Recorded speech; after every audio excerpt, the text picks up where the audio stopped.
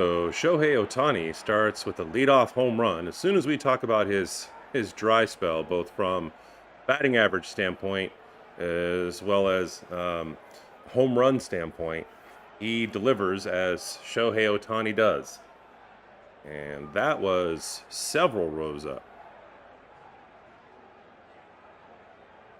And Andy Pajes follows it up by flying out to left field, and that'll bring up Freddie Freeman.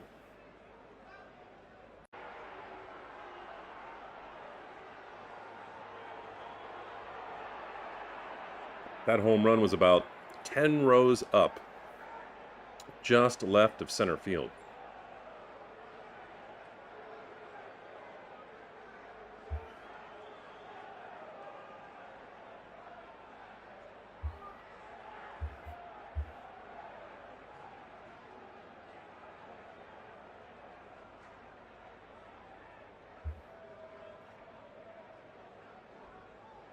And the early count to Freddie Freeman is 0-2.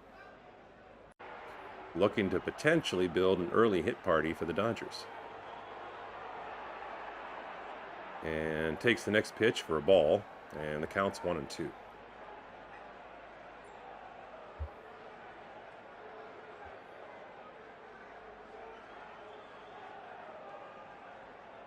So the 1-2 pitch on the way to Freddie Freeman, and he lines it cleanly into right center for an easy base hit. And so early on, the Dodgers are locked in on Castillo. Even though they do have one out because of the line out to left field by Andy Pajes. Every one of the first three batters up have hit him hard.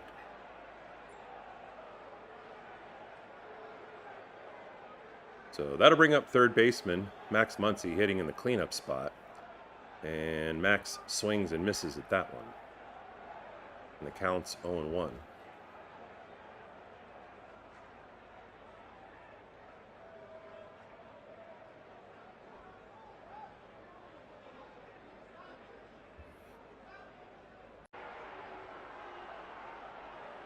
Batting .256, Max Muncy is. And this one's hit hard, too. This one's going to right field. Canzon's backing up, but about a step before the warning track, he's able to make the catch and then get it in quickly.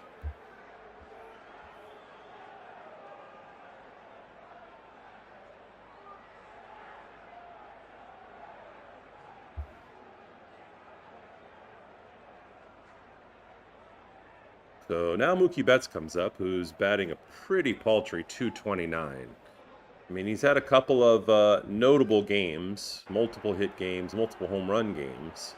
But really what we want from him is consistency, night in and night out. And he's really struggled with that all throughout the season at this point. He does have 13 home runs.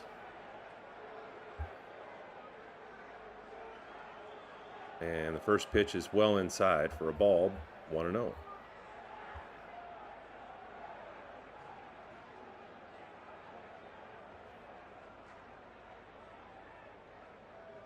Next pitch on the way, and it's well inside and swung on a miss as Mookie pulls his head and didn't really even see it.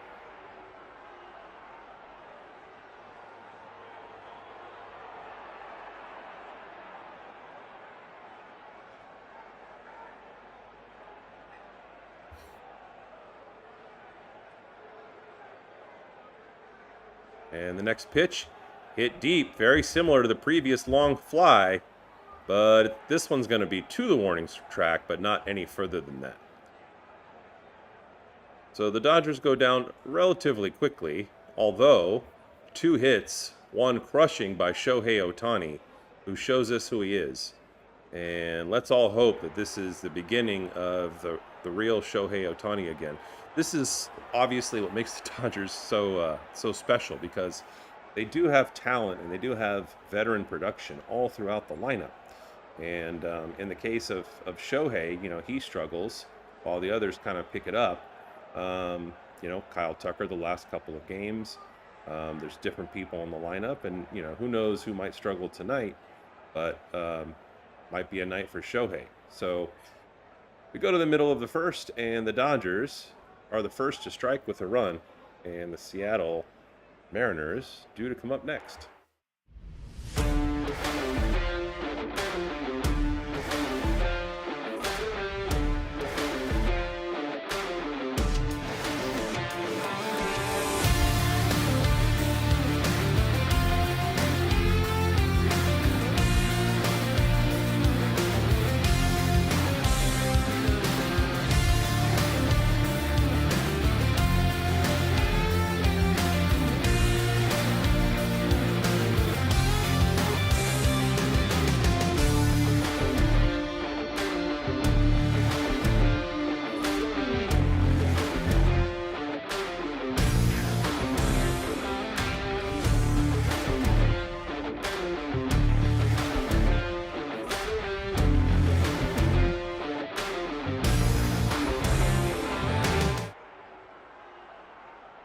All right, we go to the bottom of the first, and Justin Robleski, Dodgers All-Star, having a great season, takes the mound.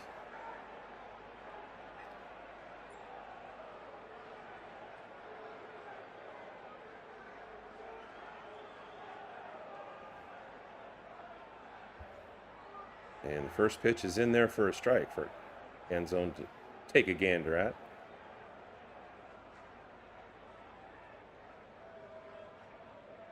And he grounds to second base. Tommy Edman picks it up on the backhanded technique, throws to first, no problem for the first out of the inning.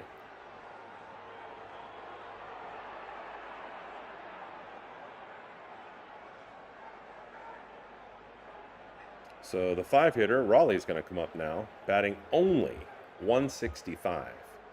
He does have 10 home runs. And this one's driven way deep left field, and Teo's not going to run very fast because it looks like it's way out of here. Cal Raleigh with a home run that left the field at 106 miles an hour. And just like that, the score is tied 1-1.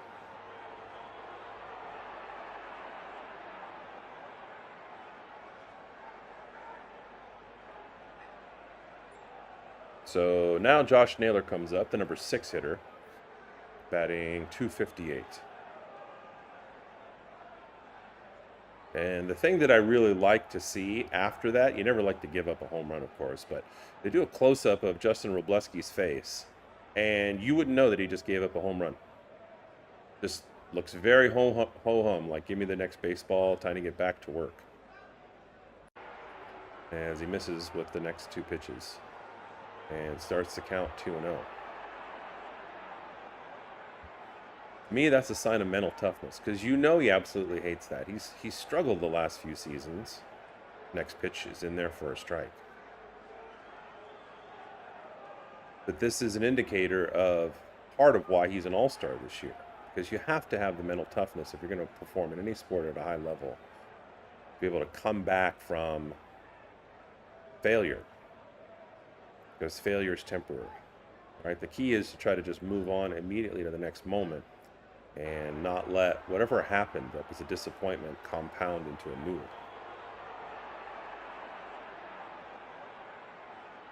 So the count is 2-2 to Naylor.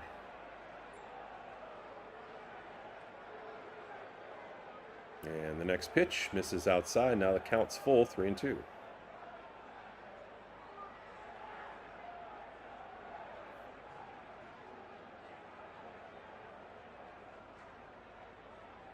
And the next one is fouled back and out of play.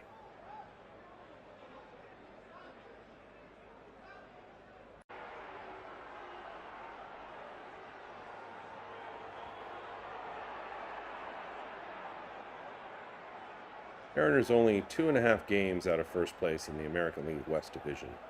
This one is grounded to Freddie Freeman. He picks it up easily, had to barely take one step, and then jogs to first for the next out of the inning.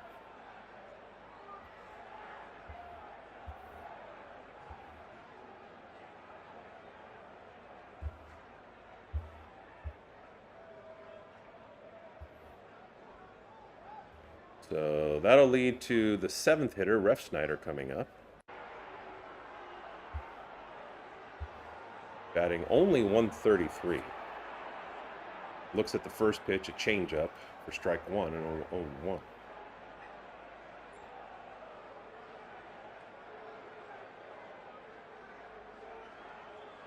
Next pitch is low for a ball. Evens the count, 1-1.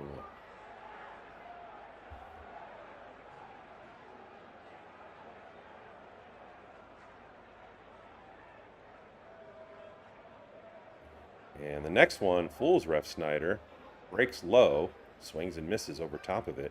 Now the count is 1-2. 2 away, nobody on.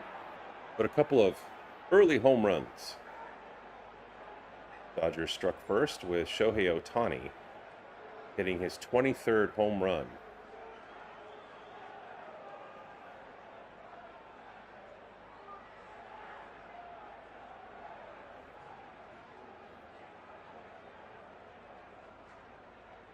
Next one misses. And the count now is full.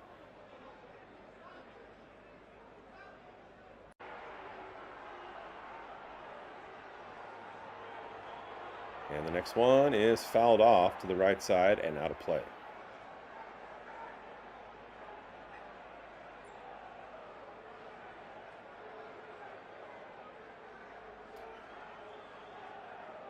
Ref Snyder walks in, locks in. And the next pitch, swung on and missed for strike 3. So Wroblewski does a good job responding to the fact that he gives up a home run. And the reality is that recently, just about all of the starting pitchers for the Dodgers have had a little bit of a rocky first or second inning. And they've shown some mental toughness and been able to respond more often than not for a team win. So we'll see as this game goes on whether that's the case. But we go to the middle of 2, and now it's 1-1.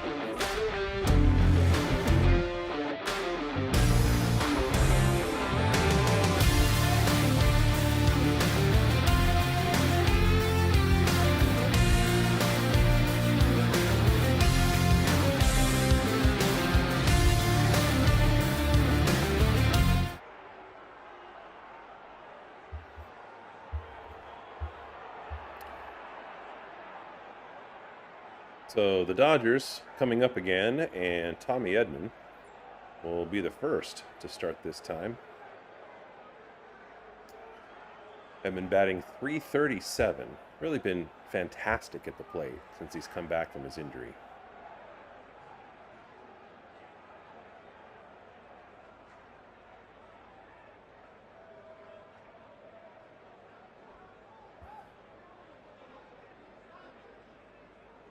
And that one misses inside, and the early count to Edman is 1-1.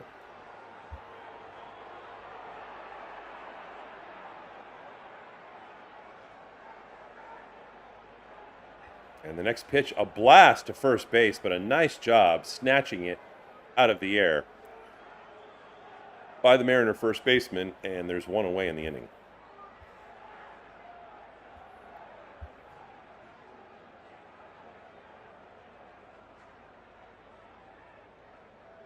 And that's going to bring up Kyle Tucker. His last series at the Mets, he was 3 for 9 with 2 home runs and 3 RBI. First pitch, he's way too slow to arrive to the party. And once he swings, the ball's already in the catcher's mitt. Starts this count 0-1. Next one misses high for ball one, 1-1.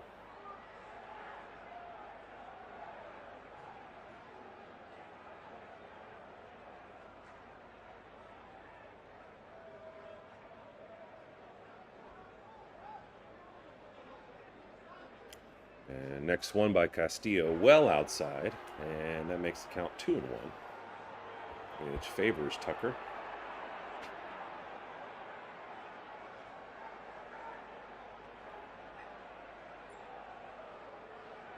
And the next one jams him up just a little bit, and he grounds it foul outside of first base. So now the count's even at 2-2 with one away.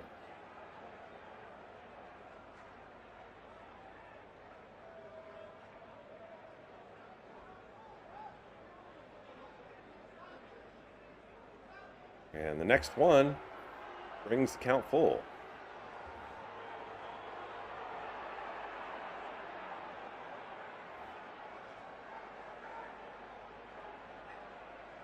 And the next pitch on the way, and cracked into right center. This is going to fall for a base hit in front of Canzone. And Kyle Tucker, another base hit.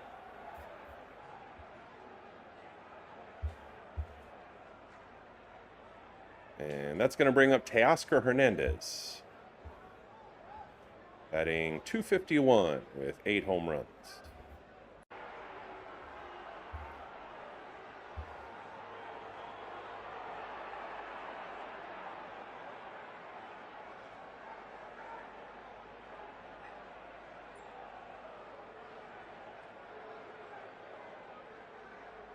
And that first pitch in there for a strike.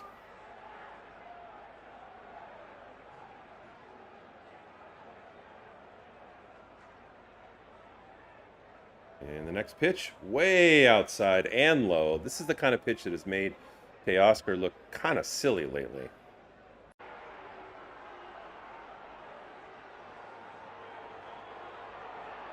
I can't remember him going with an outside pitch that's even in the strike zone, making contact to right field. He kind of does it on this pitch, which is grounded to second base. They pick it up and get one out at second and then turn 2 for the double play. And so the Dodgers stay at a tie game, 1-1, going to the next turn for the Seattle Mariners.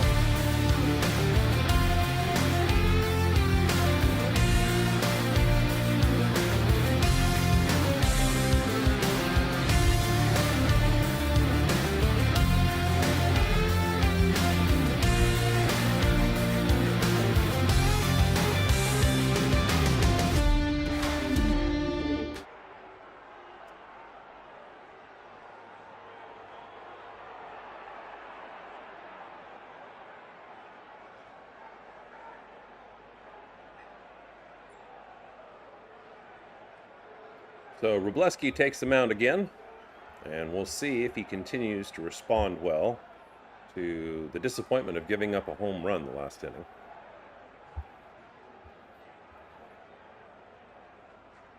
And he's going to start by facing the 8-hitter Wilson, who has only 3 home runs on the season.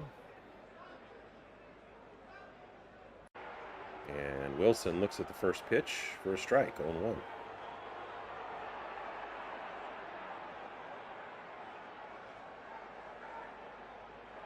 Next pitch is outside but swung on, and Wilson just couldn't get there.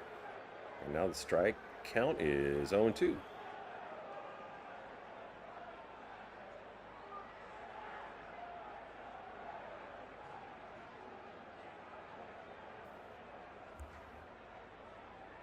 Next pitch. This is just outside for a ball, and the count's 1-2.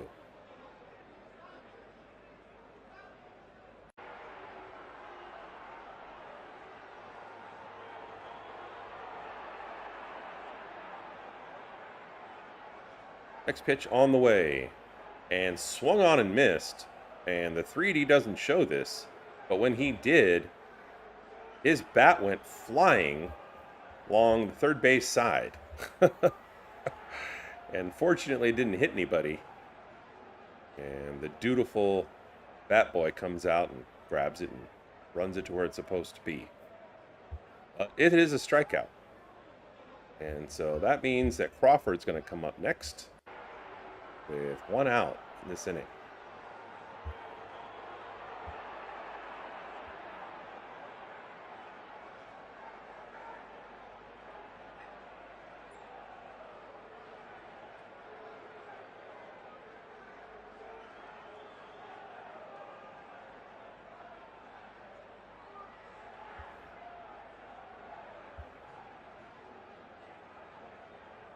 And Crawford's bringing up the rear of the lineup, batting .215 with 10 home runs.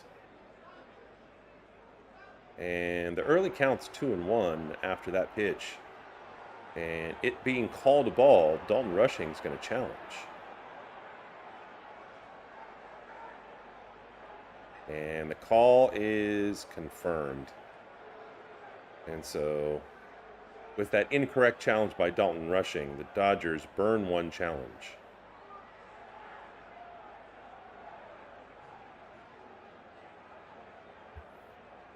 And Rushing has a mild shake of the head back and forth about his mistake. Once again, not a crucial situation. I almost feel like when any of the Dodgers challenge, it has to fit within some kind of category of situation that they all have to be given. Well, the next pitch is fouled off, and now the count's 2-2. You know, like, I don't know, the game is even, or it's this many innings into the game, or, you know, based on somebody's batting average, who the player is. And the next pitch is swung on and missed for strike 3. So another strikeout for Justin Robleski. Robo's rolling. So that's going to bring up Cole Young again. With 2 outs. And he squares up to bunt, gets the bunt down in a really good spot. Max Muncy tries to pick it up barehanded and not able to throw to first base in time. And I think that is going to be ruled an infield hit, as the ball just bounced off of Max Muncy's hand and stayed on the grass. Never had a chance to throw it to first.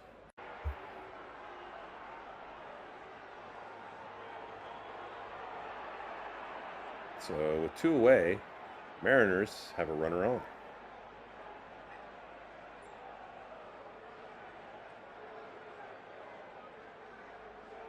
Rosarena's batting .283 and was 0 for 1 first time up. And next pitch is grounded foul to the left.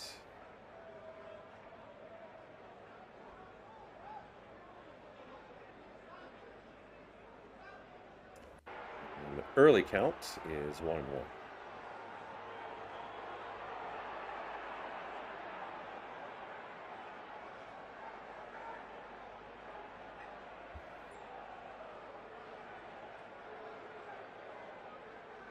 And the next pitch to Rosarena is fly to right. Tucker is running to his right to go and make the catch without too much trouble, and that's 3 away in the inning. And the count remains Mariners 1, Dodgers 1.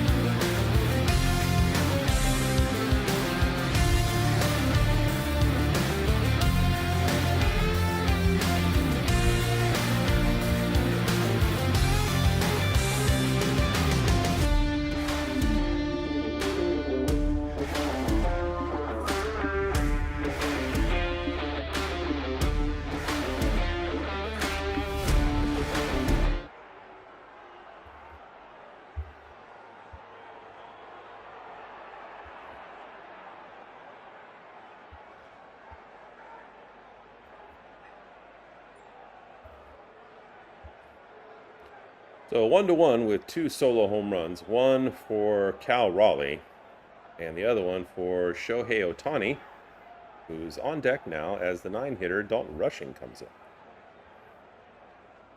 And the first pitch is crushed to right field, and they were overshifted, so that's going to look like it's rolling to the wall. Rushing's going to try to make it in there to second base, and he does easily for a double. And does the Dodger dance.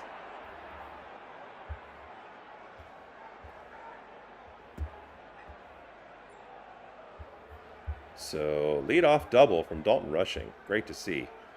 And we'll see if Ohtani continues to build on what he did the first inning.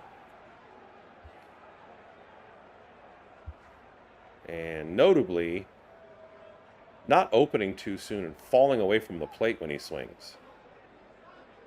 Looks at the first pitch for a ball, 1-0.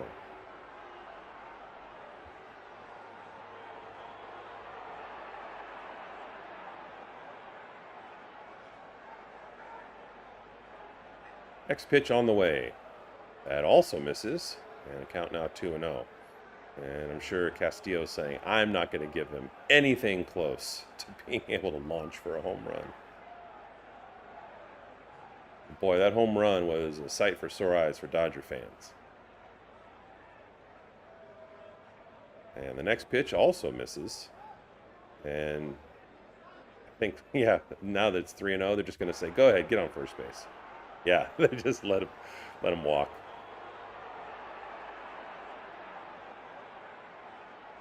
So now Andy Pages comes up.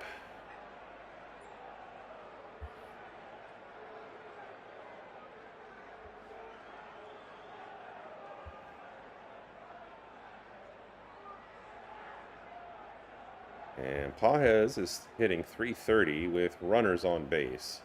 And this is a great situation for the Dodgers with 2 on and nobody out. Pages looks at the first pitch in there for a strike.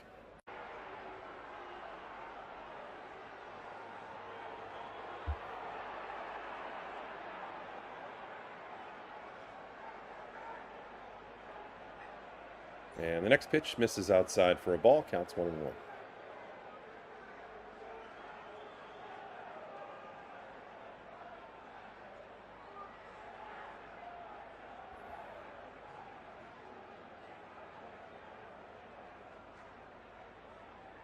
And the next pitch, foul tip, as we would say. Now it counts 1-2. And he kind of turns his palms to the sky like, come on, man.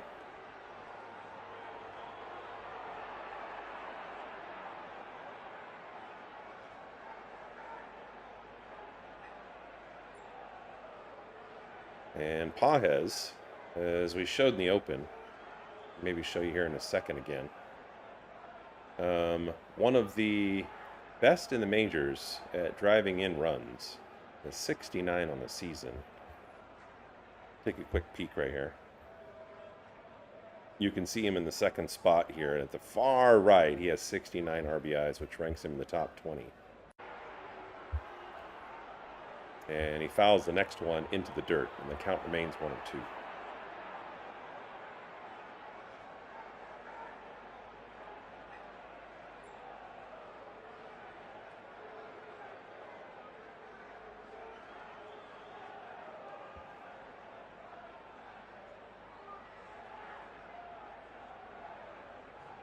So Castillo glances at the runners and comes home and misses.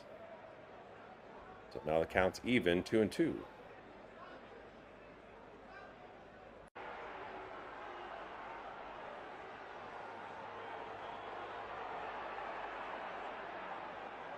Next pitch from Castillo to Pages.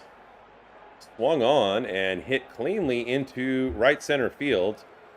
Dalton Rushing kind of hesitated. I don't know if he's going to come home, and he's not. Kind of misjudged that where it was going to land, which is unfortunate because he should have been able to score on that. And I think the third base coach is telling him as much. But the Dodgers now have the bases loaded, nobody out, and Freddie Freeman coming up, who already has a single today. And he's got a little bit of a hitting streak going. After really struggling the last few games, he's turned the struggles around. Fouls this one off. Hitting .300 lifetime.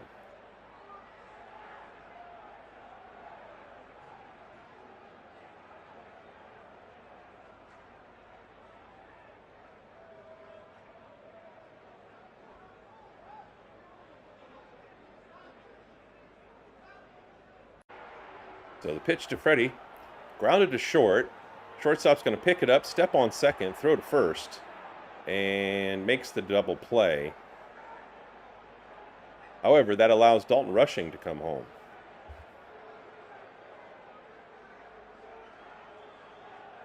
So the Dodgers collect another run. Now the four-hitter, Max Muncy, will come up. Max Muncy is one home run away from tying Eric Karros for the most all-time home runs at Dodger Stadium, and fouls the first one back.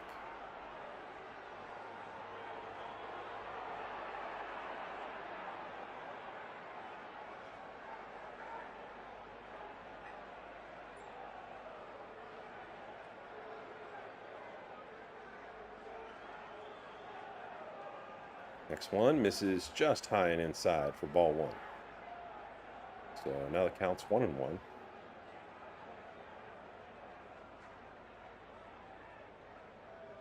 And with two away, the Dodgers still threatening to tack on another run with a runner in scoring position standing on third base. Next one misses for ball two.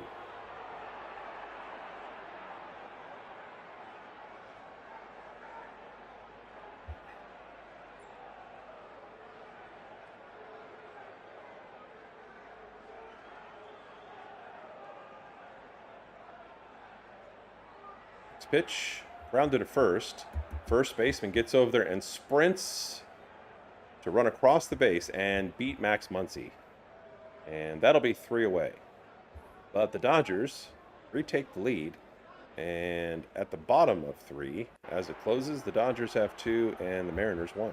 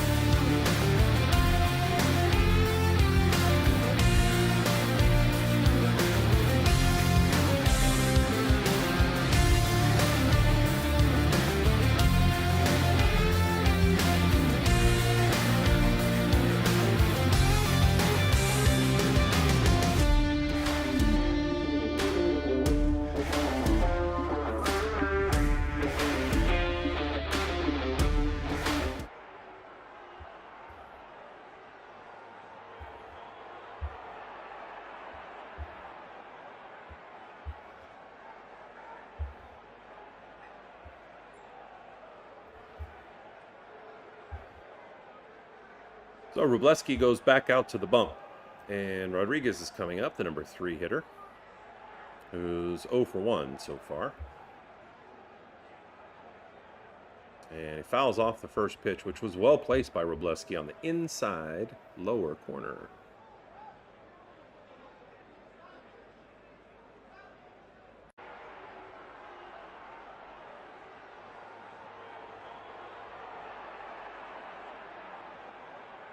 And the next pitch, also well placed, and Julio cannot catch up to that one. Now it's 0-2.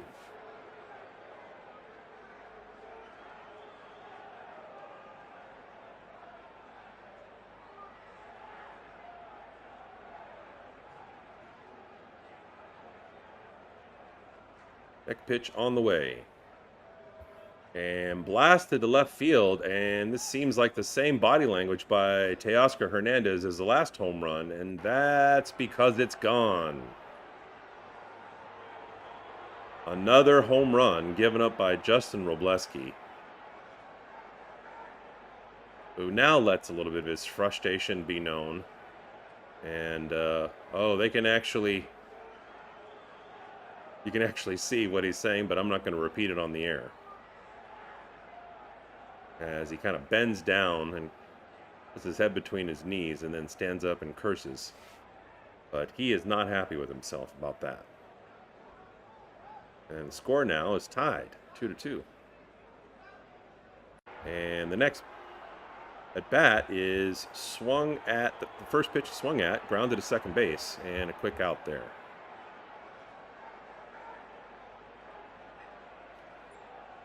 And now Cal Raleigh's going to come up, the other person who hit a solo home run earlier on Robleski.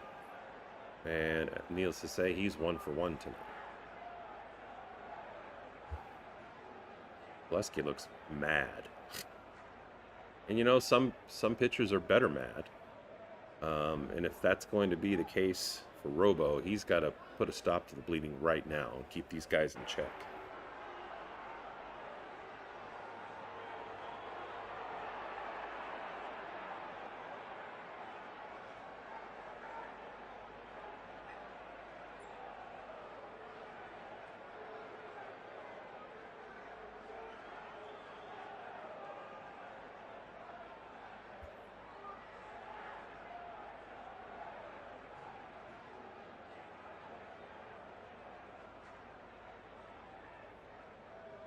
So Robo kicks and blows it right by Raleigh this time. Strike 3. And I believe that's his 4th strikeout of the game.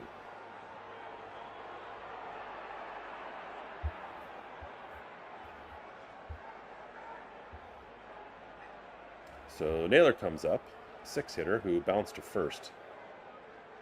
His first at bat. Josh Naylor's batting .258.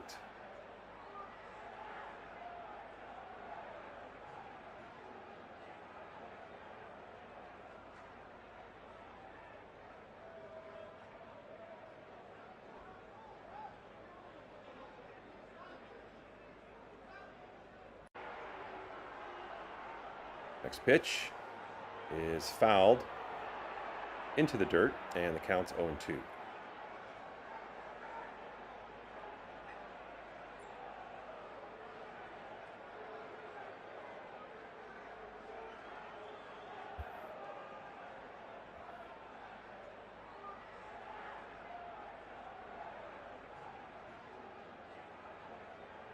And with 2 outs, Robleski trying to end this inning.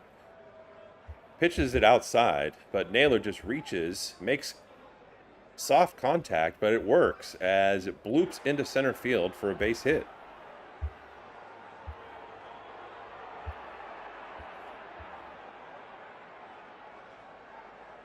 So with 2 on, now Naylor is on base. And Ref Snyder comes up. Naylor has more than 20 stolen bases on the season.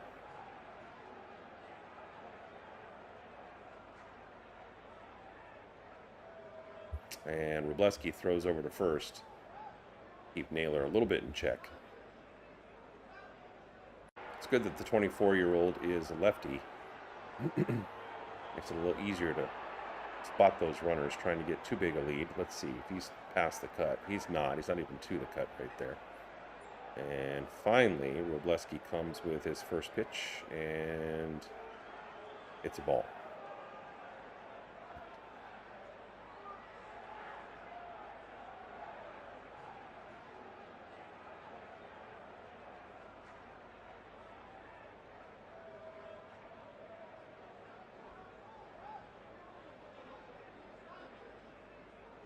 Refsnyder is only batting .132 on the season.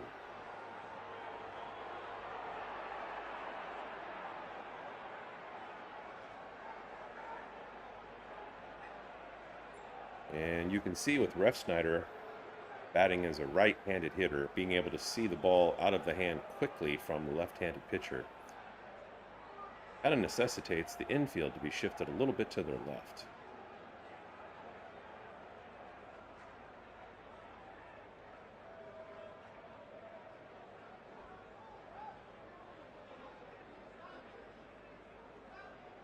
And that one's fouled back. So the count's 2-2 now.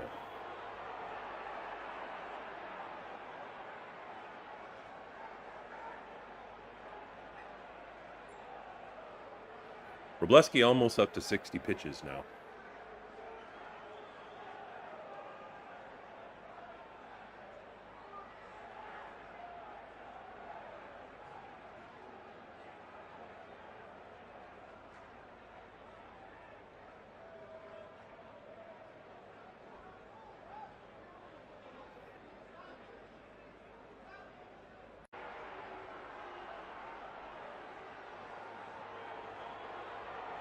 And that one misses for ball 3, and now it's full count.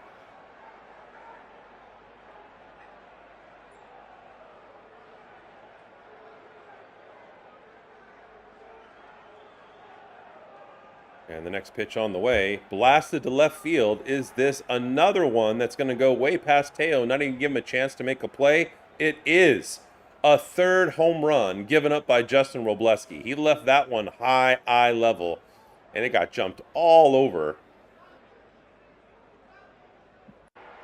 And it hit the foul pole and bounced in and over the fence. And now the score's 4-2 Mariners.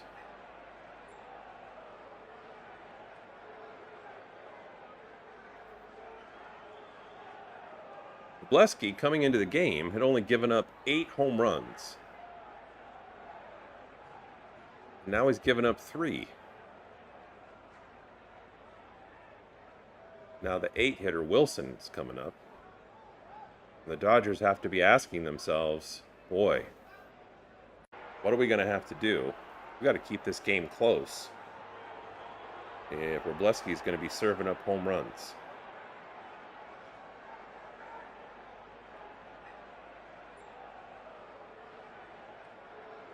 And the next pitch is grounded to Freddie Freeman, who decides to take it himself and step on the bag for the third out of the inning. And Wroblewski is steaming. He's dropping F-bombs as he walks to the dugout. And I get it.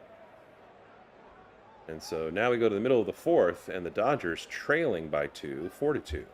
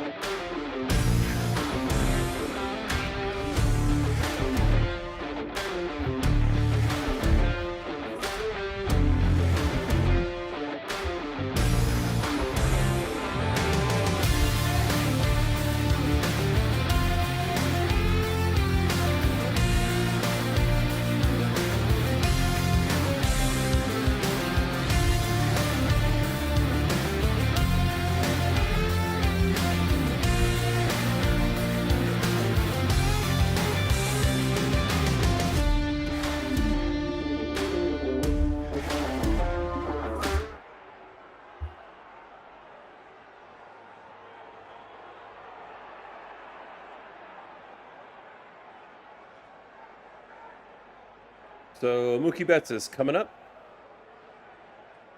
in a picturesque setting in Los Angeles in Chavez Ravine. Now that the sun has set and it's cool outside. Mookie's 0 for 1. Flied out his first time up. And looks at the first pitch for a strike.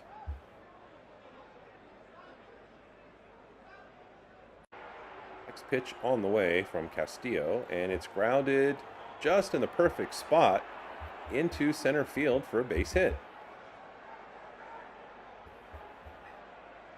And Mookie gets to do the Dodger dance.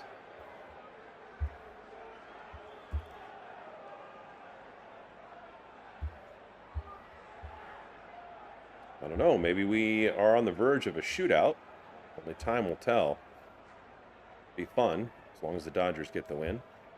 That'll bring up Tommy Edman now, with no outs and a runner at first, who's later in his career, but he can still run.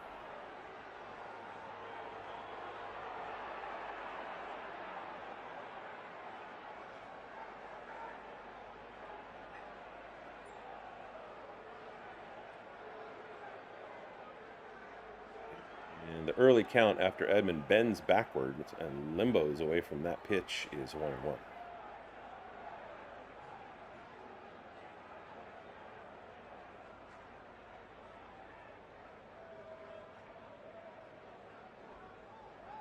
And Edman strikes this one to left center in the perfect spot. And we're going to see if Mookie Betts still has those wheels. He's trying to score all the way from first base, goes around, and does so standing up. And that ball is one of those ones where, you know, not only did Edman make good contact, he hit it in the perfect spot, which is basically almost the geometric halfway point between center field and left field. And he hit it with just enough force to get past those guys and roll the wall, but not so hard that it didn't bounce right back to them. And so they had to run all the way to the wall, almost like, you know, some kids in grade school playing quarters. And then what happened was the Mariners picked it up, and they were a little discombobulated on defense. They were not lined up properly to have the right infielder cut off the ball and throw decisively to home plate and even try to make a play to tag out Mookie Betts. And so now Al Tucker's going to come up as the Dodgers are only 1 run behind. And still, with a runner at second that can run real fast with his new ankle, Tommy Edman.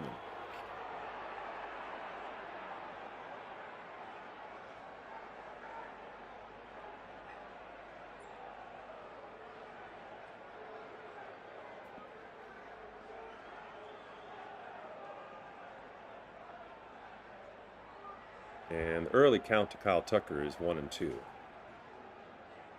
Tucker started with a single tonight. And it's good to see his body language and his confidence be in a different spot than it was for most of the second quarter of this season, where he seemed kind of fooled. There were times where, you know, he didn't get a hit and he was shaking his head. He would actually be shaking his head and be hard on himself in the middle of an at-bat before it was over.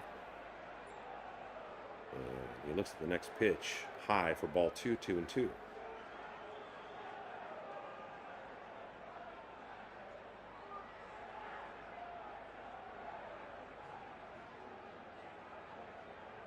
And the next one misses low. Now the count's full. And Castillo is now up to 55 pitches on this game.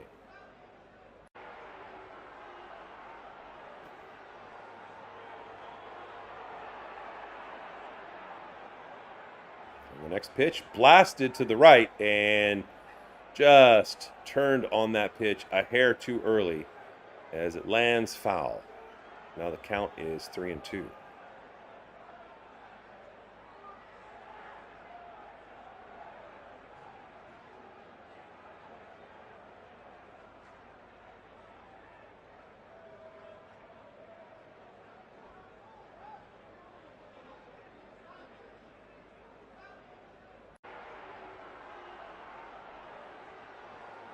Tucker backs out. He resets.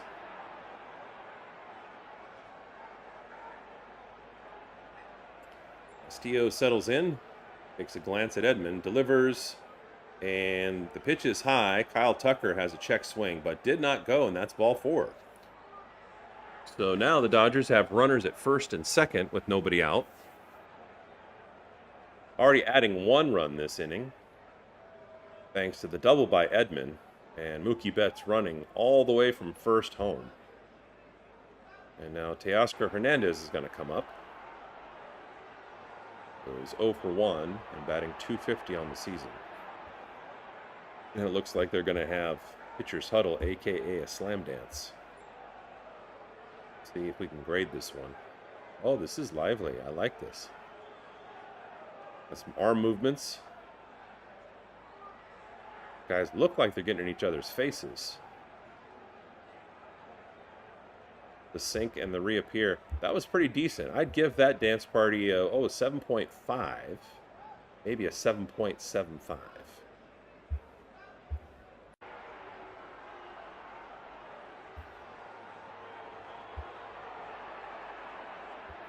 Nobody out still.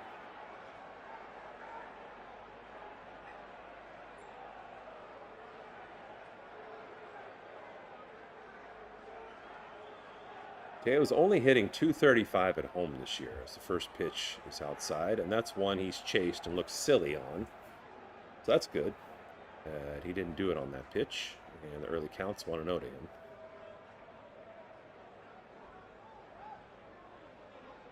And the next pitch clips the bottom of the strike zone as Teo looks at it, and now the count's even.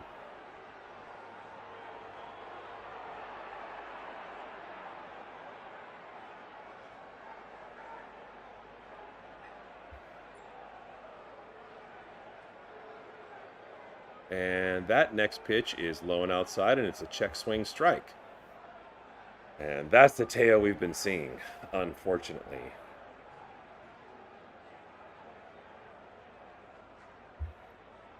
See if we can get a little better look at where these pitches are landing. You can see the low and outside is the scouting report against him. And that one's just low, and he swings over it, and not even close. The pitch wasn't even close, and Teo wasn't even close. So now the Mariners have an out. Dodgers still have runners at first and second. That brings up Dalton Rushing with Shohei Ohtani on deck.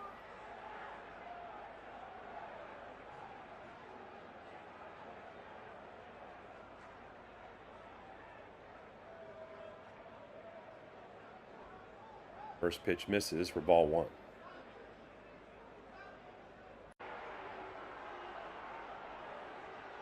Next pitch, blasted right field over the jumping second baseman. Edman's coming around, and then, oh boy, about almost 40% of the way home, decides to put on the brakes and come back, and that's probably wise. You can see the third base coach was way ahead of him in terms of positioning, communicating. We have an outstanding, awesome third base coach. And as much as you like to see him push it and try to score, I mean, you have Shohei Ohtani coming up, who's already hit a home run tonight. And Shohei, with 1 out, has bases loaded. Shohei walked last time. 3 pitches. We're dancing outside of the strike zone. And once that count started 3-0, they just said, go ahead and take first. Because anytime you see him hit a home run and you think he's locked in, it is not worth it to challenge him. But it was only 1 at bat. And the early count after that swing and miss is 0-2 to Ohtani.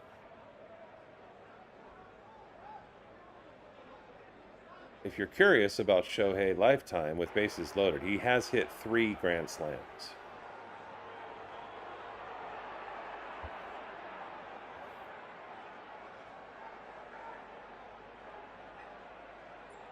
And Shohei reaches for that one and is able to send it into center field. And so one's going to come home, and I guess that'll be it.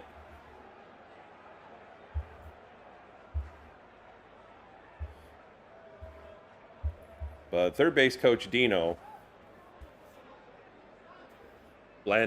for long, said, nope, not worth it. And the last time he told somebody to hold up, it worked in the Dodgers' favor because they're able to get the run anyway. And now the score is 4-4.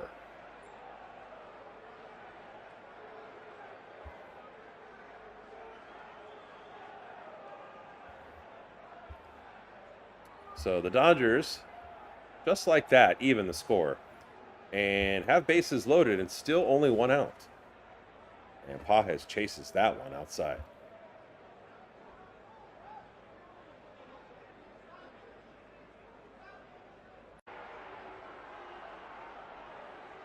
And they're saying on the broadcast that Blandino was actually sending home Kyle Tucker. And Tucker did not listen. And Blandino's almost perfect. I mean, you can't question the great Dino. So hopefully it doesn't bite the Dodgers. Fortunately, one of their best hitters with runners in scoring position is up right now in Andy Pages, who doesn't have a super high average. But he's good at focusing and bringing runners home when they're in scoring position.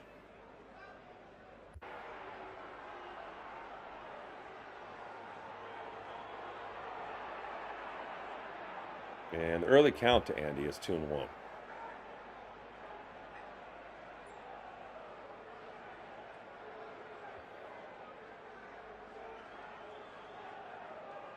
And swings and misses on a ball that is way inside. Now the count's 2-2.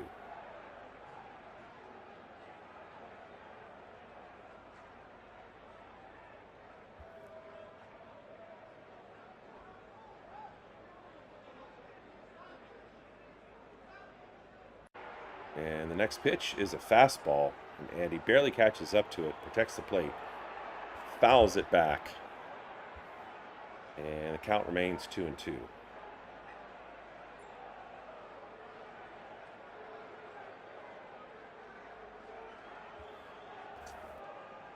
Charlie wants to come up. Come on, Charlie.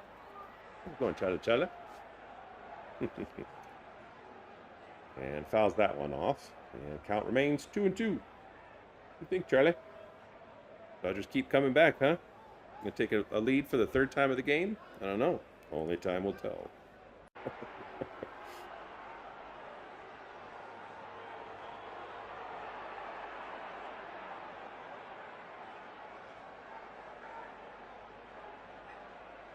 Next pitch on the way from Castillo, and yet another foul ball.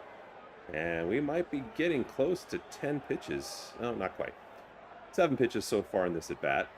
It's becoming a pivotal battle, though. We're in the bottom of the fourth. We're getting close to the halfway point in the game. And, of course, only one out and bases loaded.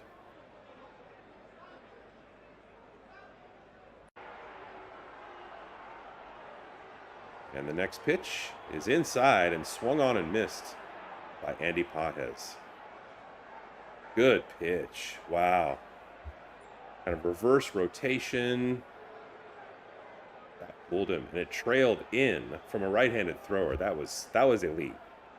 And so Andy goes down, but Freddie Freeman, who's now, after batting 1 for 2 today with a single, has pushed his batting average up from 301 to 302. And they're going to have another conference. The 3D does not show when the pitching coach comes out. It looks like it's only the catcher, but that's not the case, as the home plate umpire comes out to say, hey, let's go. Let's get back to work. But Freddie, who's been hot the last few games, going back to the Mets series, comes up with 2 outs and bases loaded and a prime opportunity to do some damage.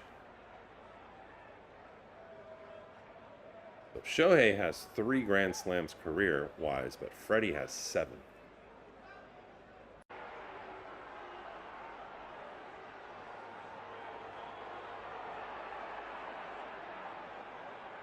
First pitch looked at outside for ball 1, 1-0.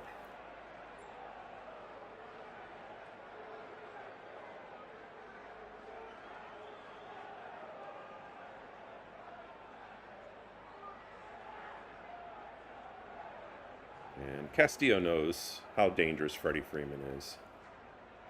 If he didn't, he was reminded by that pitching coach right before Freddie came up. He said, look, dude, don't give this guy anything that he can drive, because he will make you pay for it. And the 2-0 pitch, whoa, was in a scary spot. It was in the strike zone, and it was high, but Freddie missed that one.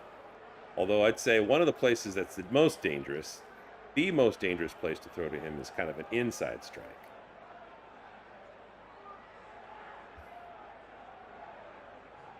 So the pitch to Freddie is driven to center field. It's going deep. Arozarena's running back to the warning track and makes the catch halfway through the warning track, short of the wall. And the crowd got a little bit teased there. Boy, they were on their feet when he made contact, but didn't have enough to carry. And no grand slam at that at-bat. But the Dodgers even it once again. And after 4, the score is 4-4.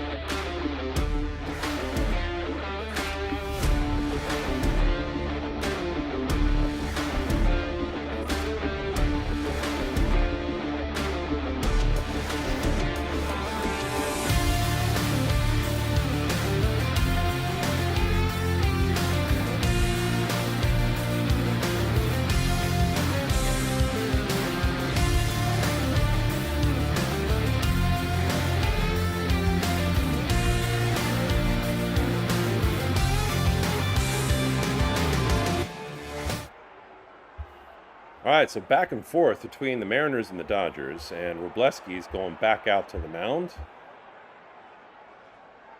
Probably feeling a little relieved that the Dodgers are giving him some run support right now and keeping themselves and him in the game. Getting ready to face the top of the batting order as Crawford comes up, who's in the 9 spot. And Crawford's 0 for 1 tonight.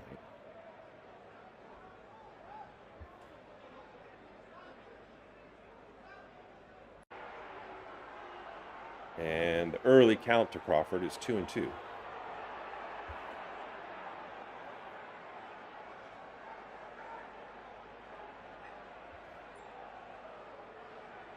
Fouls that one. Dodgers down to 1 challenge after Dalton Rushing a couple of innings ago challenged a called ball and was incorrect. And see, like, these are kinds of situations, maybe even later in the game, when it's tied and you're getting closer to the end of the game, maybe with runners on and runners definitely in scoring position, where one pitch or one call can really make the difference in the outcome. That's a time you want the maximum number of challenges in your back pocket.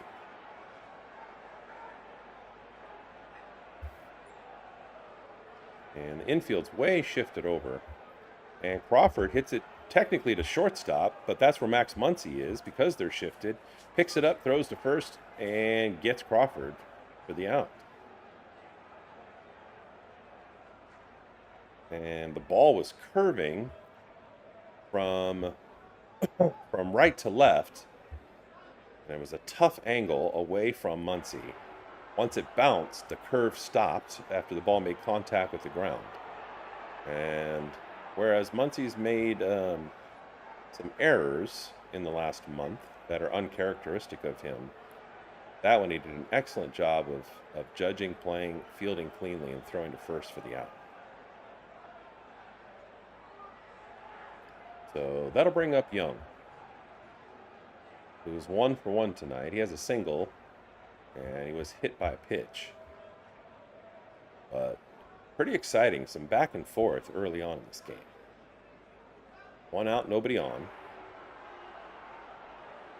And the early count is 1 and 2, all of which you can see in the command center that we've built in the top left-hand corner of the screen.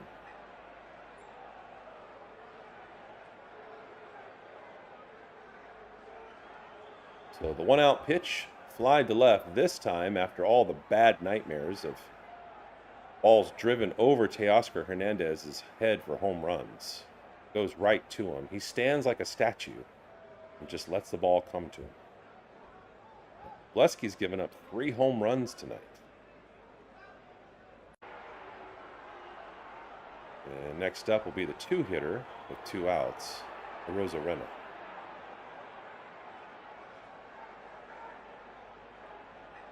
Rosarena is batting .282. And the early count to him is 1 and 1.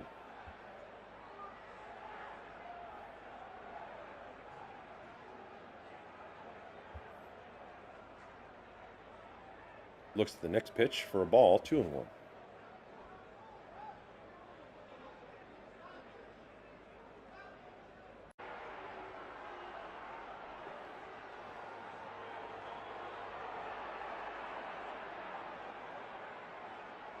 And the next pitch misses well inside, ball 3. Charlie shows some athleticism and jumps up. Wow. 2 connections in 1 broadcast, Charlie. Thanks. Next pitch is fouled off. So now the count is full.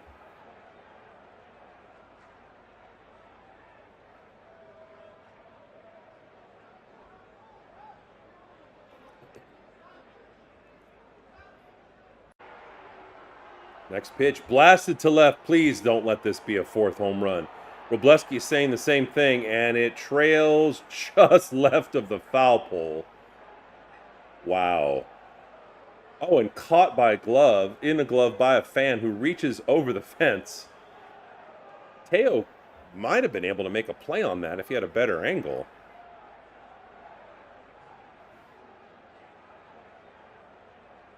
Instead, it ends up being a souvenir for a Dodger fan, presumably. He had a Dodger jersey on and made a Dodger play. And instead here, it's a strikeout for Wrobleski. So Wrobleski, with a little bit of PTSD, in terms of 3 home runs given up in that corner of the stadium, or at least in left field, one of which hit the pole and bounced in fair and over the fence. Able to finish up the inning. And definitely some fireworks and some excitement in this one. As we go to the bottom of the 5th, and the score is Mariners 4, Dodgers 4.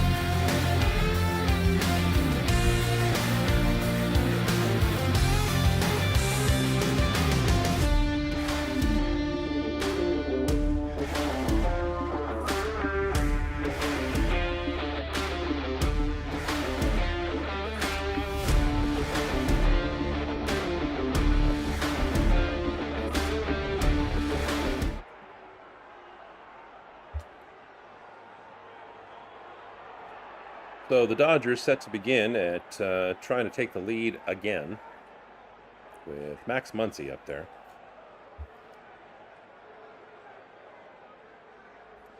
And the early count to Max is 0-1. And then this one he sends really deep into right field. This is a blast. And he dropped his bat right away. And the right fielder knew it was gone. And this is a home run for Max Muncy.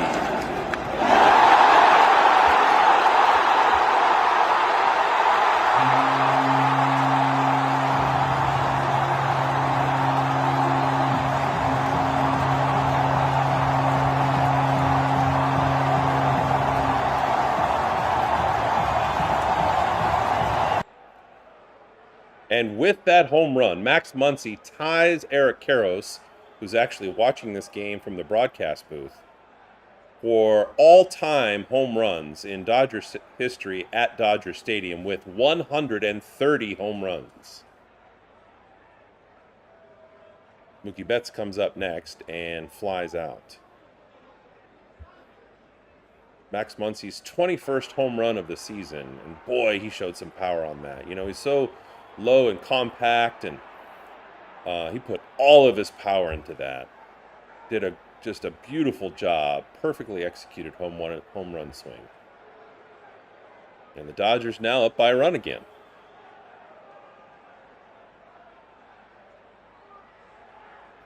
And it brings up Tommy Edman, who's doubled and scored a run. Fouls that pitch off. And so it's 0-1 to start this count for Edman.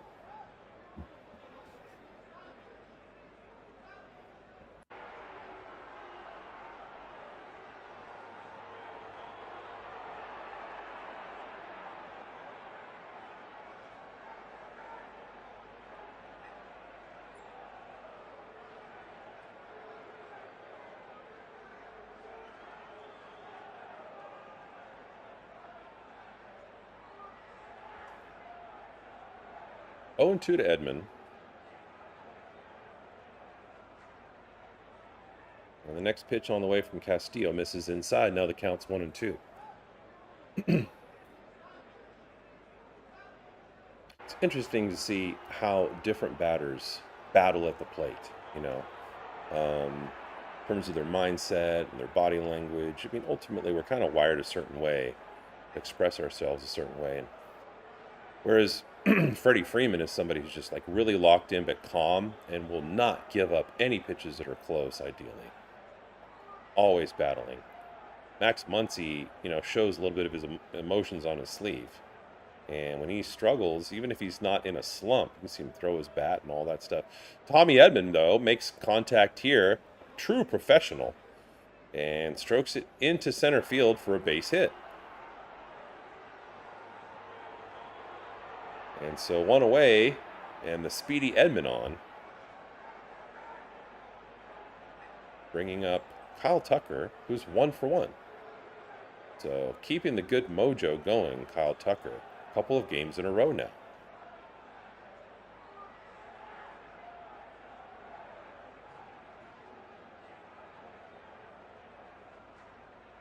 So the first pitch popped way high and foul. Cameras, I don't think, are going to show this. Yeah, the catcher sinks into hell. And it was ultimately out of play.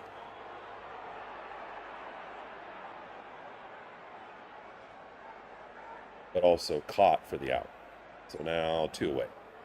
And Teoscar Hernandez, who's once again had some silly looking swings and strikeouts, continues that pattern tonight as he's done the last several weeks.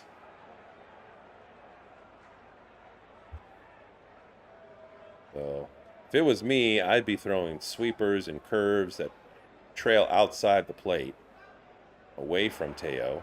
Although the first pitch challenges him with a fastball high. Teo can't catch up to it. And now the count's 0-1.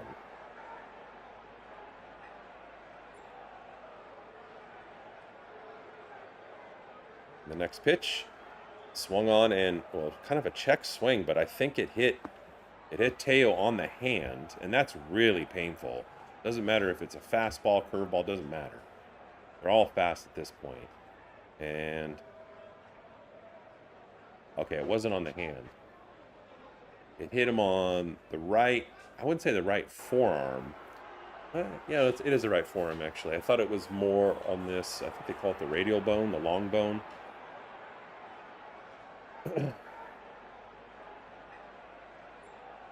But Dave Roberts comes out to check on him, and he's able to shake it off and go back up.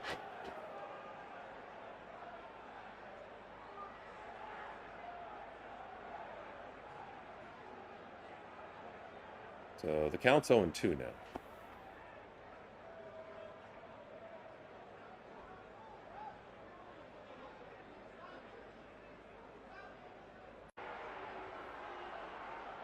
And the next pitch, poke to right field. Canzone's going to make the catch, and that's 3. But the Dodgers, thanks to Max Muncy's home run, once again take the lead in a game of back and forth. And at the end of 5, it's the Mariners 4 and the Dodgers 5.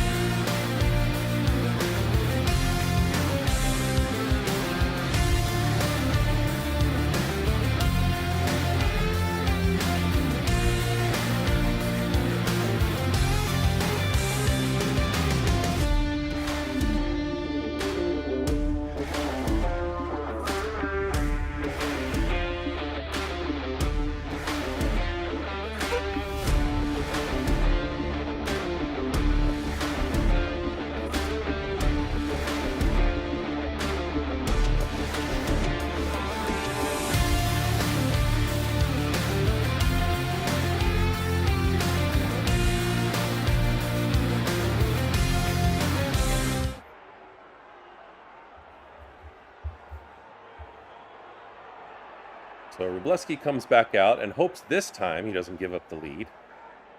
But boy, oh boy, there's been some excitement. And this very first pitch is driven deep to right. But it's a fly for the first out of the inning. Definitely not one of Justin Wroblewski's best outings of the season.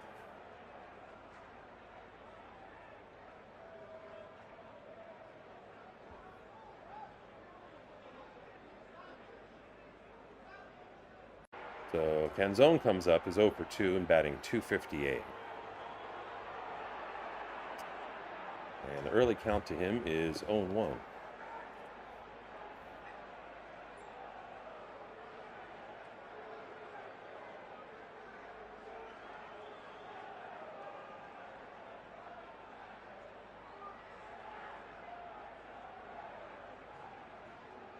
What you want to see Wroblewski do as the count goes to 0-2 is just keep battling, stay in there, you know.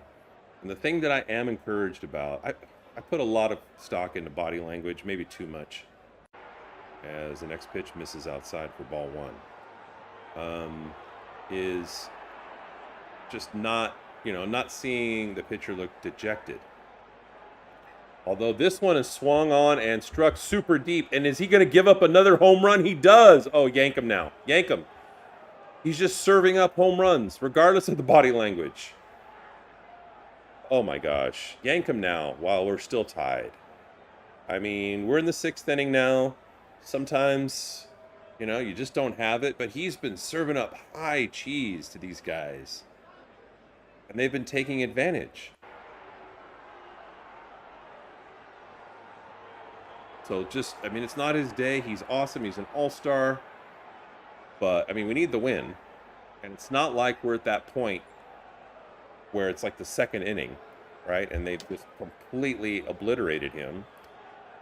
But they've definitely gotten to him over the course of a game where now we're at a point where we can bring in the middle relievers. Now, I've said many times before that I think is the weak part of our team. And I, by no means, feel like bringing in the middle relievers is just going to shut these guys down. But, I mean, the dude's given up a handful of home runs. At some point, you got to just say, time to pull the plug. And one of his home runs is to this guy, Raleigh.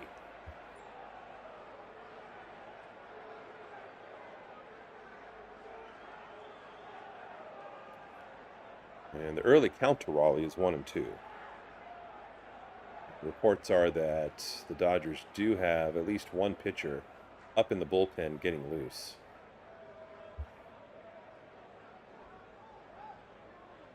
But man, back and forth, back and forth. And the next pitch probably barely catches up to and fouls back. Now the count's 2-2.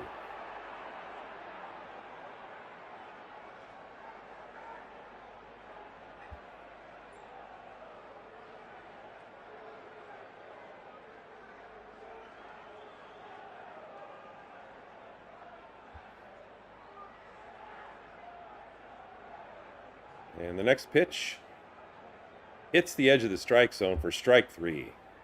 So we all needed that one. But feeling a little bit uptight about the fact that, we had a couple of early base running errors that you hope don't catch up to us later on. At least one where we could have come home with the ball struck to the outfield. Where despite all these home runs given up, we would have at least a 1-run lead, maybe 2. And Naylor looks at the first pitch for a strike. Make that 2 back-to-back, but now he's going to challenge.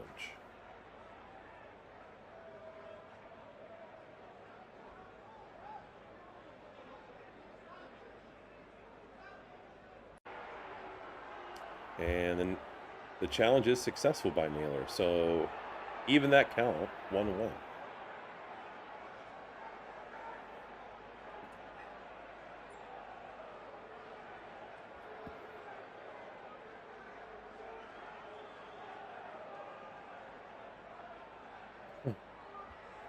Next pitch is in there for a strike, and now the count's 1-2.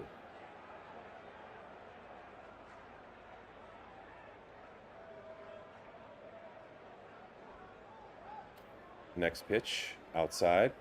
Now the count's 2-2. And 2 outs with a tied game.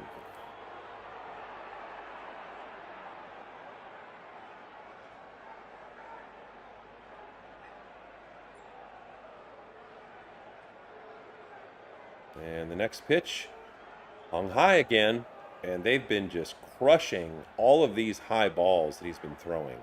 And get him out, get him out. We're still tied. Go to the bullpen. I don't see Dave Roberts getting up. He's probably saying we just need one more out. But, I mean, this is one of the things that I don't like about Dave Roberts. One of the very few things as a manager, not as a person, of course, as Ref Schneider comes in, is when he decides to make a change with somebody on the mound. And, I've been wrong, needless to say. Next pitch is in there for a strike. But conversely, I think he's brilliant when it comes to substituting batters different points in the game, especially crucial deciding moments. And this one is swung on and missed for strike 3. So Robleski gets himself out of a bind. I can't see him coming out again for the 7th inning. And we're going to have basically a clean game for the last portion. So we go to the bottom of the 6th, and it's tied once again. Seattle 5, Los Angeles 5.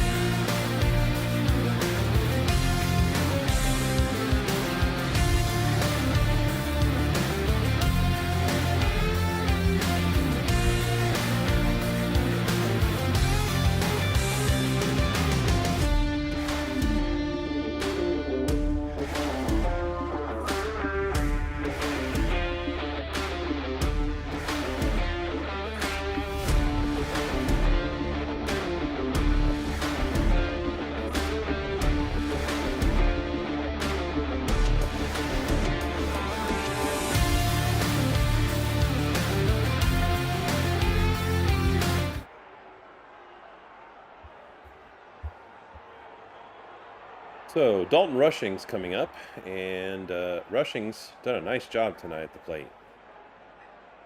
It's 2 for 2, and he's hit a double. And as the 9-hitter, still get excited at the fact that Shohei Ohtani is on deck, even though he has struggled recently. But did hit his 23rd home run to start this game.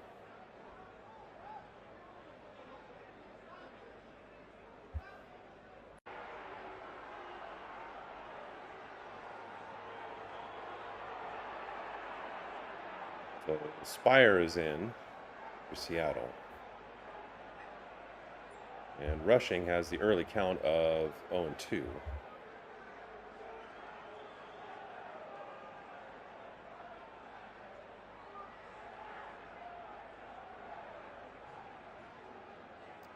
And the next pitch swung on and missed past Rushing.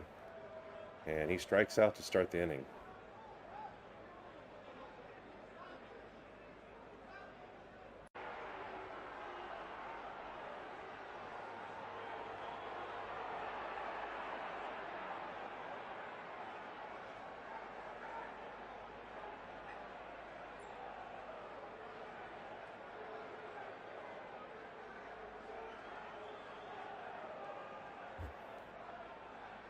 So Ohtani looks at the first pitch for a ball.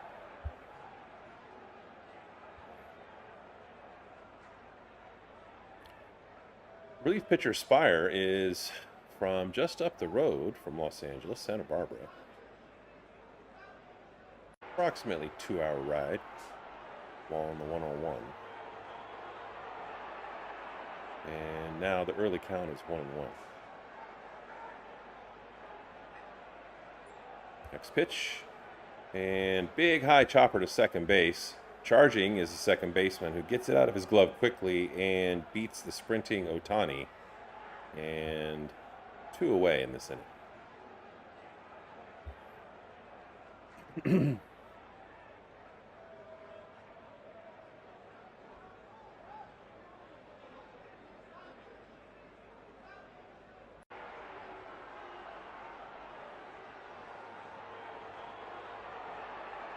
So with 2 outs, nobody on.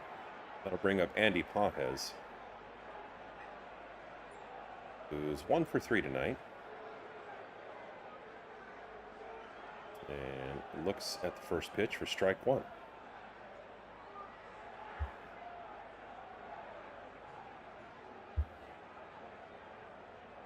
And the next pitch is hit to center field, But the play easily made. Didn't even have to move much for the third out. And 1-2-3 inning for the Dodgers.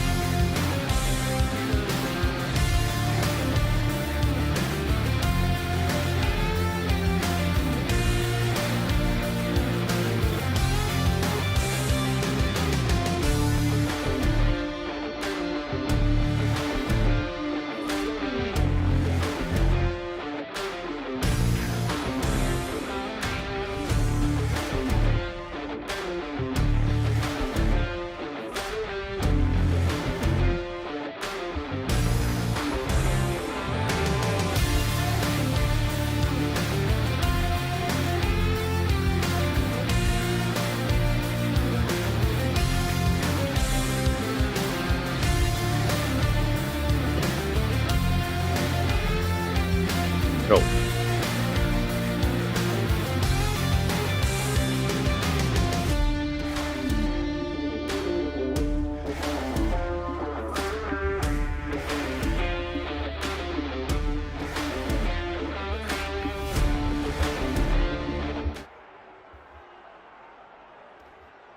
So as you can see in the top left corner, thanks to our live command center, Brock Stewart's going to come in for the Dodgers.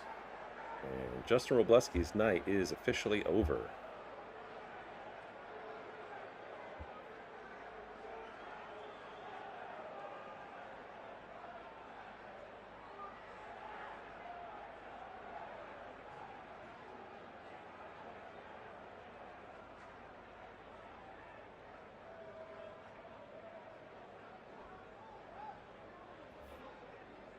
So Stewart in 13 appearances has an ERA of 2.02. So bright spot in the middle relief part of the Dodgers bullpen. And we need maximum consistency there from all of these guys, especially Brock Stewart. Don't take any of these guys for granted. Wilson up, who's 0 for 2 tonight, and fouls that one off. So now the count early to Wilson is 1-1.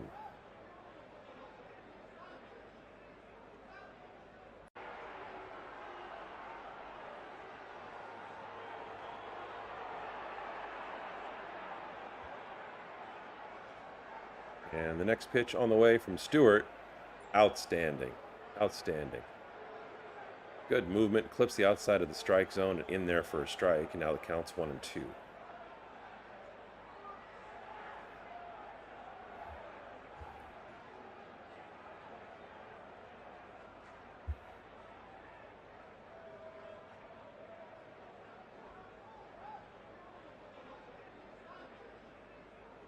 Next pitch misses for a ball, and the count's even 2-2. Just one of those nights where you go, man, so many opportunities. You can let it slip through your fingers.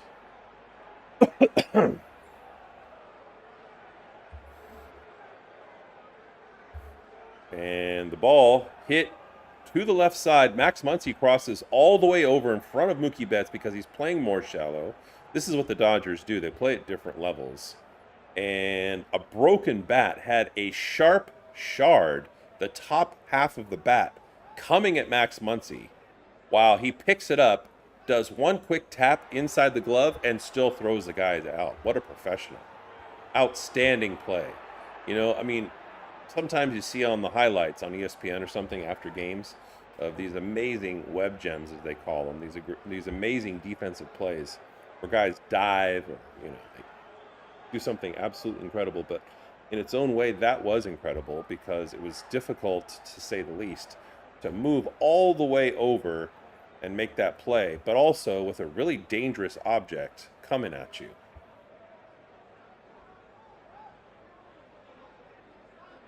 And Crawford hits a rocket to the right, but it's foul. And the count now with 1 out is 1-1. Crawford, the 9-hitter. He's 0 for 2 tonight. Batting only .213.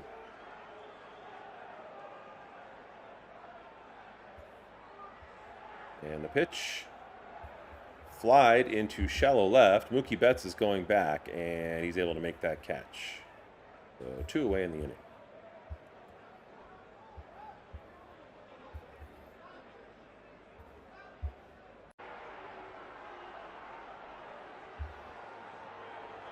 So that'll bring up Cole Young.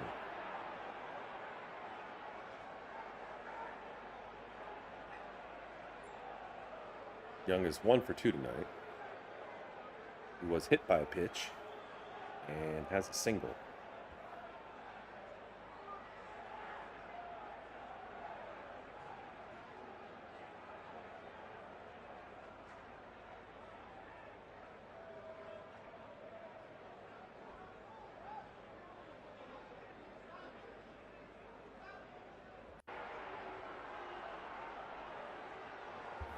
And the next pitch to Young swung on and missed. And right by him, and now the count's 0-2. Stewart looking strong right now.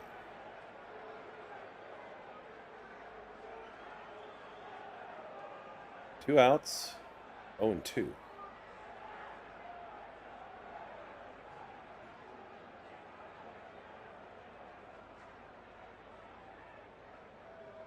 And the next pitch, well outside for a ball, 1-2.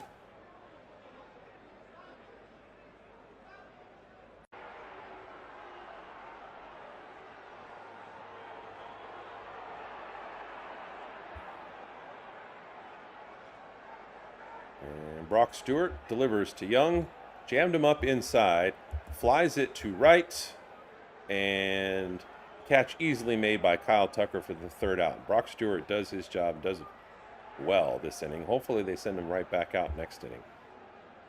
And we go to the 7th inning stretch, and we're all tied at 5, everybody.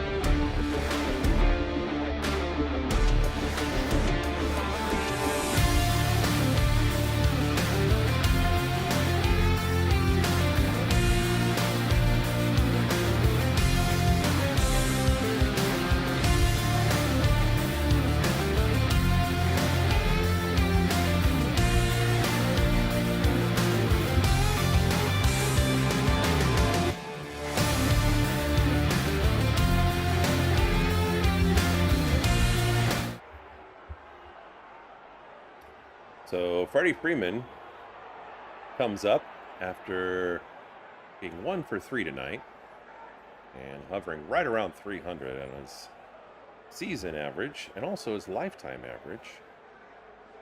And Pereira comes in to face him. First pitch is a strike after it's fouled off.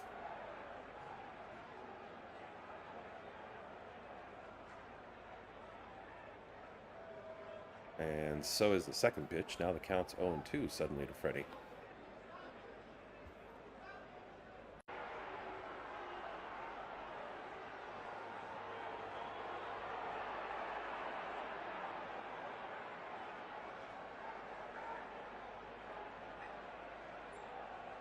Fouls that one off. Barely.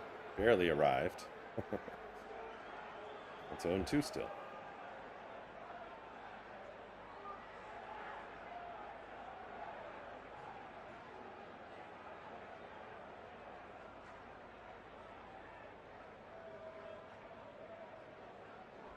Make that another foul. And the Dodgers have 11 hits on this game. Everybody but Teoscar Hernandez has a hit. At least one. And when you have that many hits, usually you have more than 5 runs.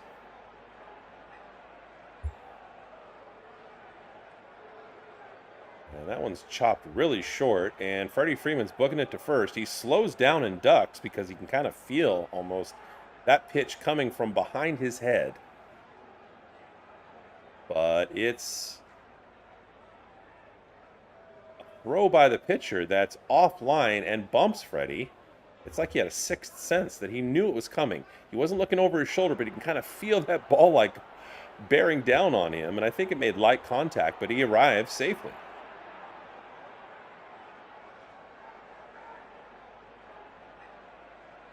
So that'll bring up Max Muncy, who swings at the very first pitch, and he grounds it to shortstop. Shortstop steps on second base after picking it up, throws to first, and suddenly double play and 2 outs in the inning.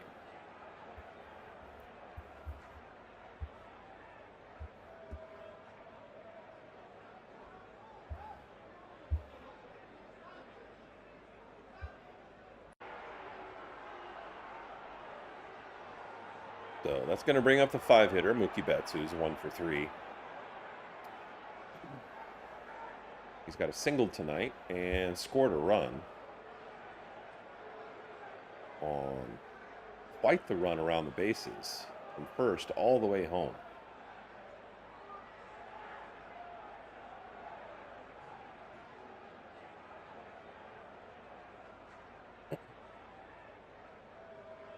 Early count to Mookie is 0-1.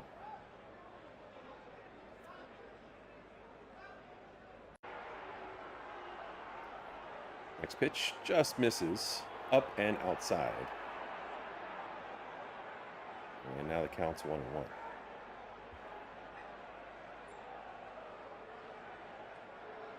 And Ferrer blows that one by him. Now the count's 1-2.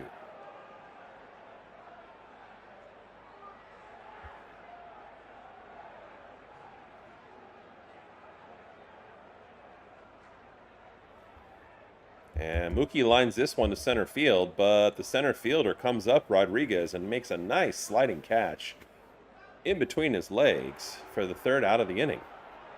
And the Dodgers are once again held scoreless in this inning, and it stays tied 5-5.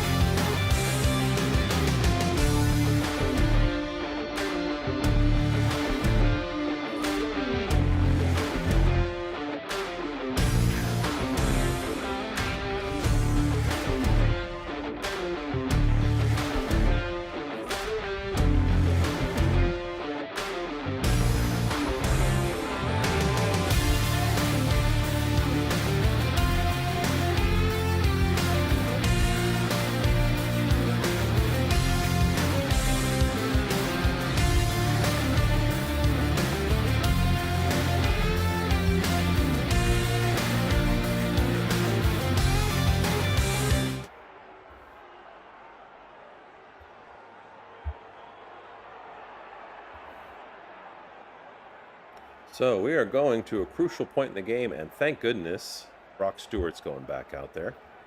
Outstanding last inning.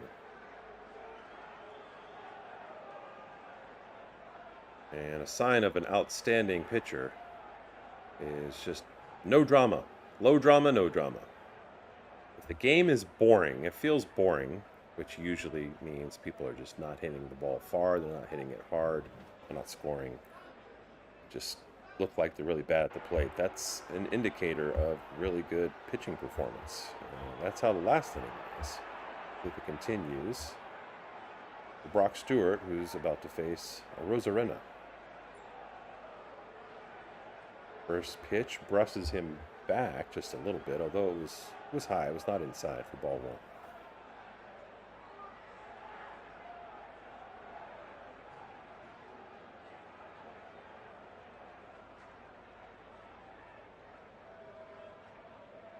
Next pitch is in there for a strike, 1-1.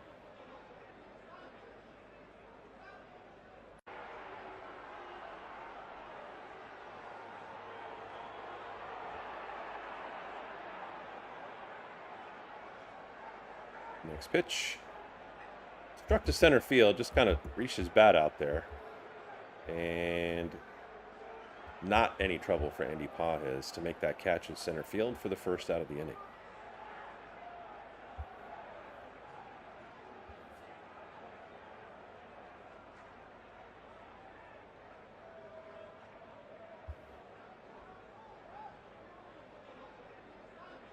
So that's going to bring up the 3-hitter, Julio Rodriguez, who has a solo home run already this evening, which is his one hit for his 3 at-bats. And looks at the first pitch for a strike, 0-1.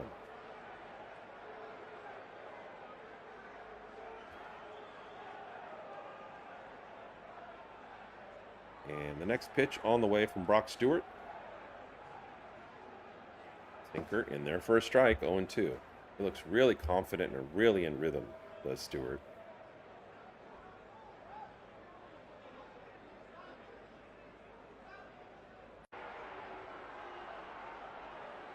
And the next pitch is on the way. And it's just outside of the strike zone, but Julio is able to reach out there and dink it into center field. Bloops down for a base hit. Dave Roberts is going to pull him from the game? Why? It's probably something to do with lefty on lefty, righty on righty, that kind of junk. So we'll see who's about to come in for Brock Stewart. But I like what I saw from him. I'm encouraged by that. And it looks like, well, we'll let you know right after this shortly who they're going to bring in as the new pitcher. But right now it looks like Alex Vesia.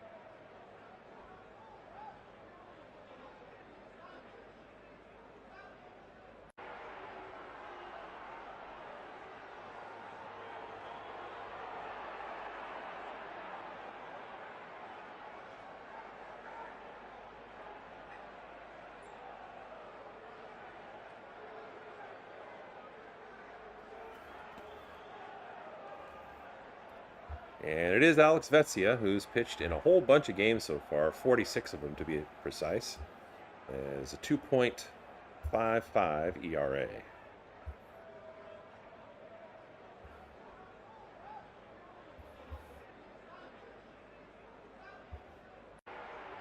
And they're going to steal second on the very first pitch off of Dalton Rushing, which is not really a shock, knowing the speed that he has at first base and how Dalton Rushing is not a threat to throw people out on a regular basis. In fact, he threw that one as a one-hopper into second base. And then Mookie wasn't able to handle it properly, so it rolled into center.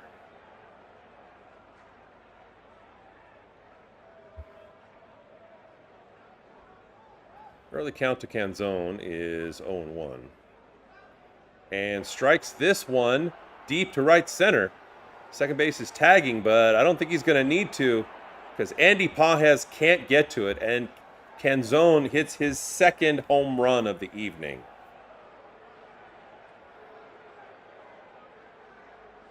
And this is why you leave him Brock Stewart, man. The guy's just pitching well.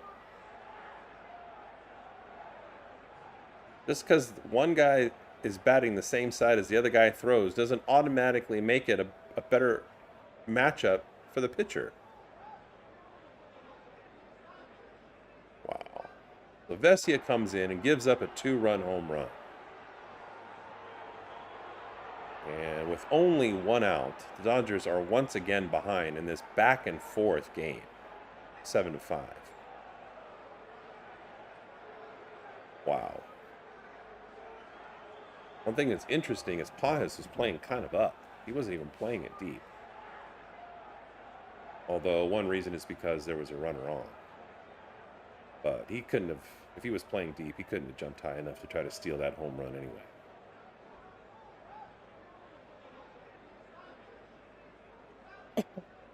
And now the specter of poor Dodger base running rears its head late in this game, where we twice had runners that were told to go home and score by the third base coach, and they did not. One Kyle Tucker, and then the other erratic base runner, Dalton Rushing.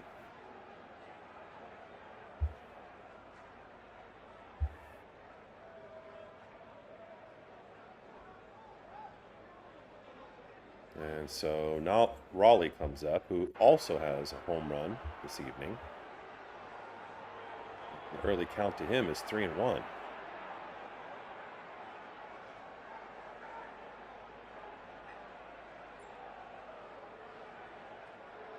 Next one clips the strike zone for strike 2. Now the count's full.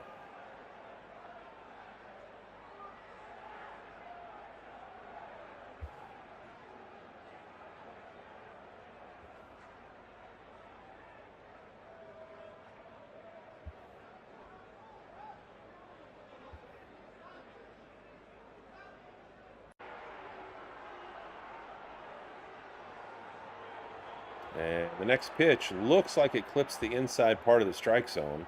Umpire calls a strike, but the batter's going to challenge.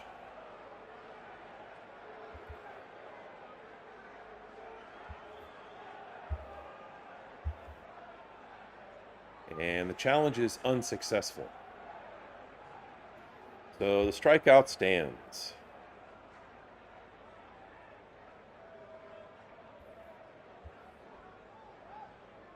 So Josh Naylor comes up, who's 2 for 3 tonight.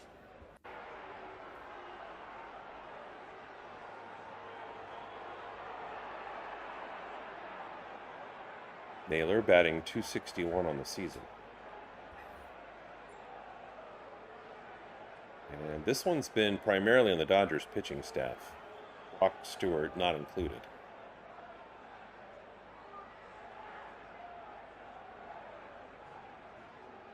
And the next pitch is high and missed by Naylor, and the count's even at 1-1.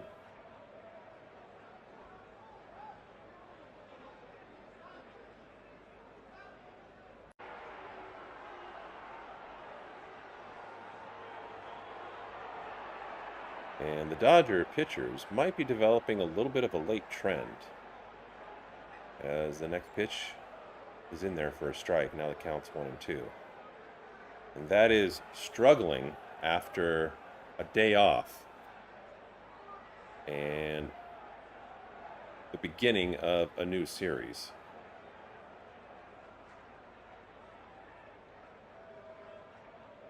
Hopefully that doesn't continue throughout the season, needless to say.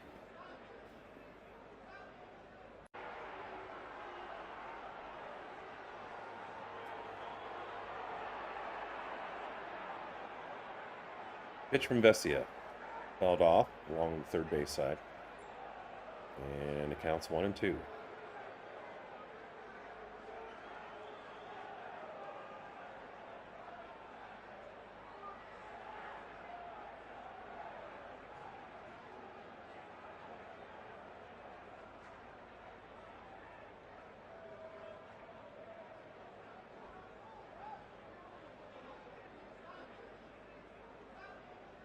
So the next pitch on the way for Vesia is in the dirt.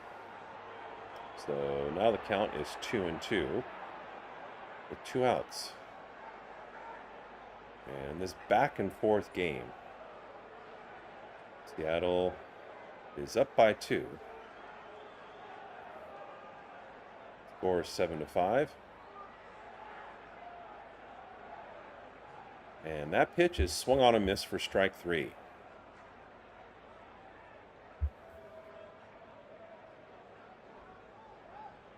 However, that inning probably hurt the most. And as we go to the bottom of the 8th, the Dodgers are suddenly 6 outs away from dropping this game.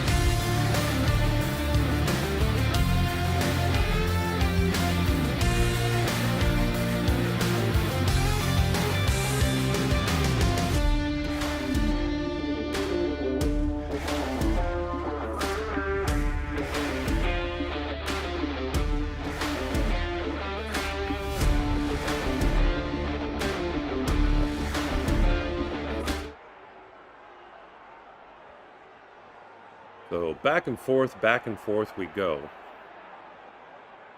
And usually in life, the best predictor of the future is the past. And the recent past is the Dodgers would even up the score once again in this game and go up. And of course, that's what Dodgers fans are hoping for as Tommy Edman comes up to bat. Eduardo Bizzardo comes in as the new pitcher with an ERA of 2.93. And the early count to Edman is 0-1.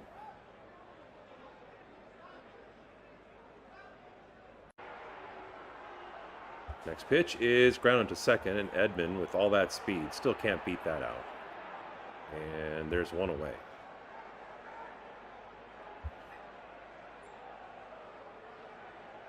And that'll bring up Kyle Tucker. There's 1 for 2 tonight. So he's had a few games now in a row where he's strung some hits together.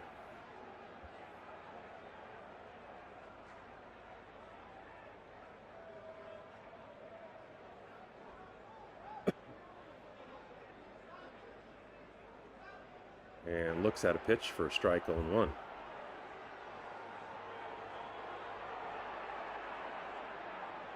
Shohei Ohtani with a leadoff home run. Juiced the crowd early.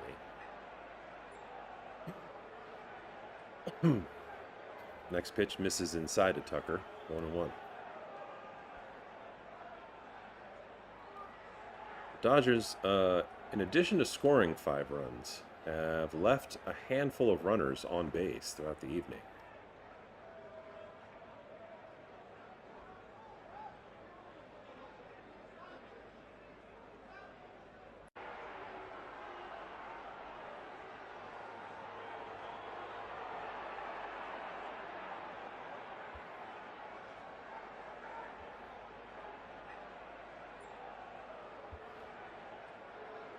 And Tucker grounds to second.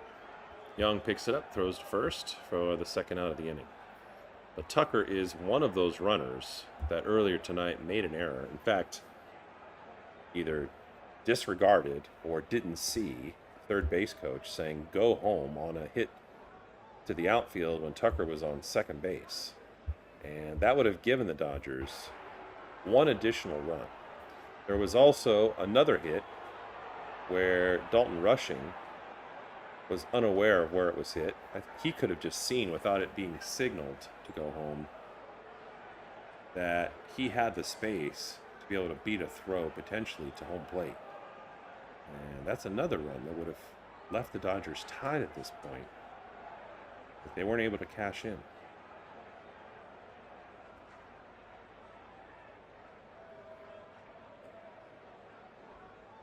Teoscar Hernandez is up, and the early count to him is 0-2. And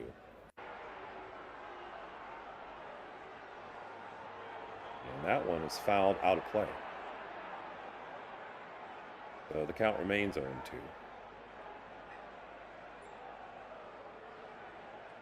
KO has a very modest hitting streak of the last 5 games, but hasn't made a whole lot of noise along the way.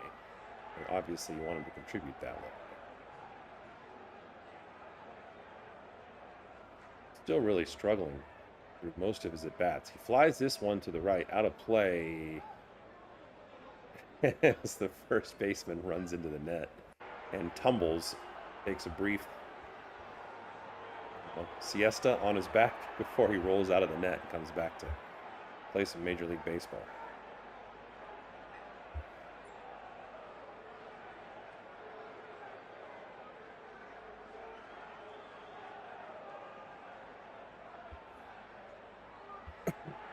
So the next pitch on the way to Teo, and he hits it to left field. Rosarena comes up and makes the catch no problem for the third out, and now the Dodgers are down to their final 3 outs. Going to the top of the 9th, it's Seattle 7 and LA 5.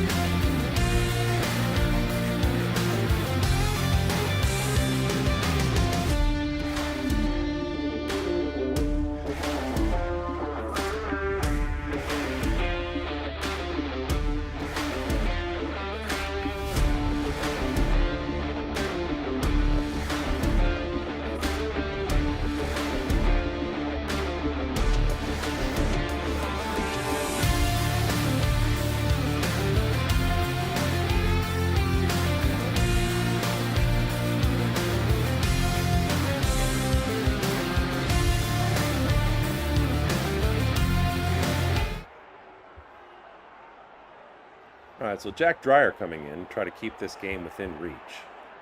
Who's pitched in 42 games this year and has a 3.24 ERA.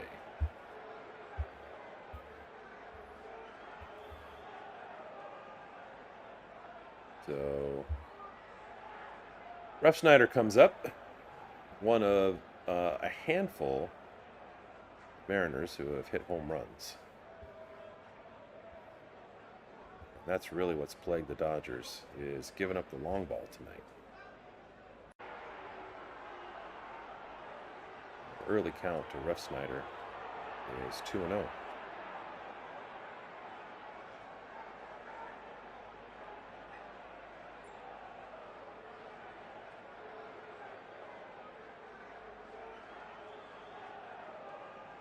And 3 straight balls. It's the exact opposite of what you want to do as any pitcher, let alone a relief pitcher.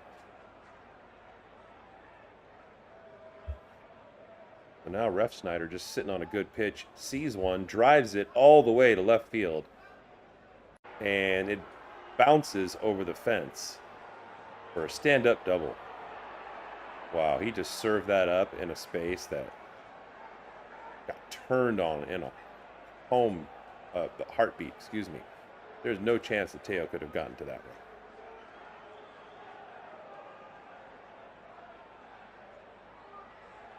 So now Wilson comes up. As the Mariners put in a pinch runner. Now, runner in scoring position on second base. You can see the exchange coming, I think. You can see one runner coming off. Should see the other coming on. 3D's not picking it up, apparently. Nobody out here in the top of the ninth. There he is. He just popped up out of the dirt. First pitch to Wilson is swung on and missed for strike 1.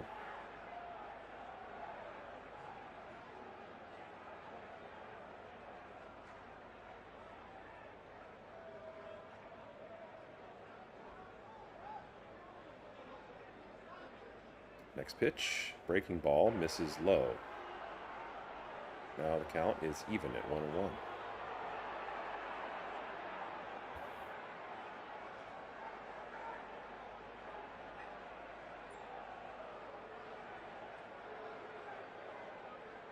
Pitch in there for a strike, 1-2. Dreyer trying to get an out.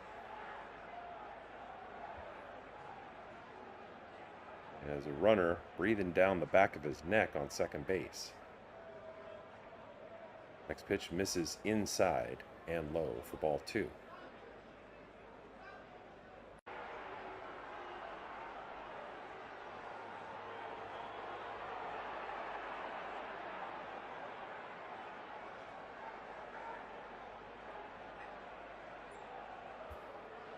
Next pitch misses well up.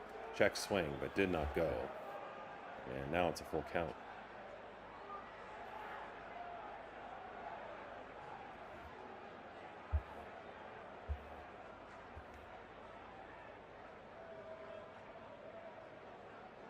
And the next pitch, strike 3. So definitely needed that from Dreyer, who's now quickly up to 10 pitches. And set to face the 9-hitter, J.P. Crawford.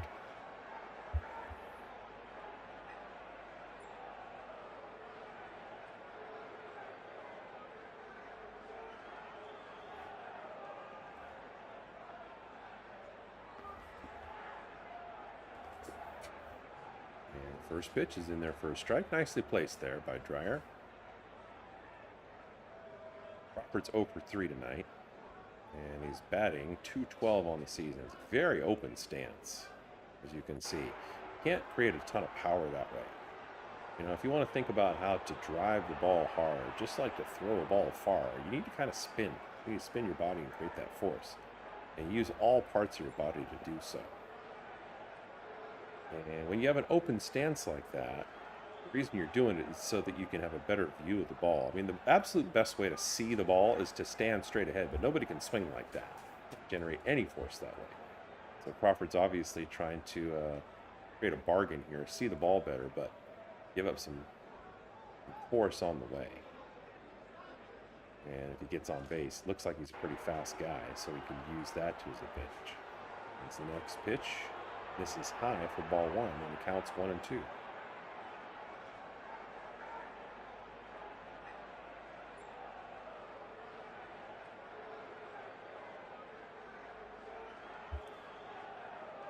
Pitch misses outside for ball two.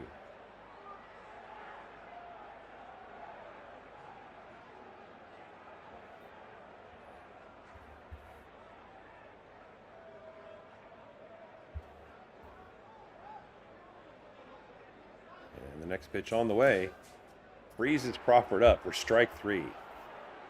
And so, after starting a little bit rough and looking rusty by walking the first batter, 2 straight strikeouts for Dreyer. That's encouraging. And that'll bring up Young and the top of the order, who is 1 for 3 tonight.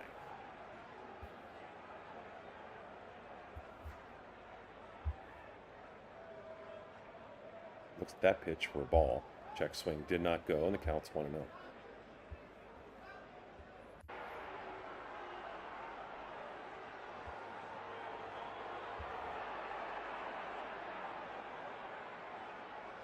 Next pitch, swung early and fouled to the right. Now the count is 1-1.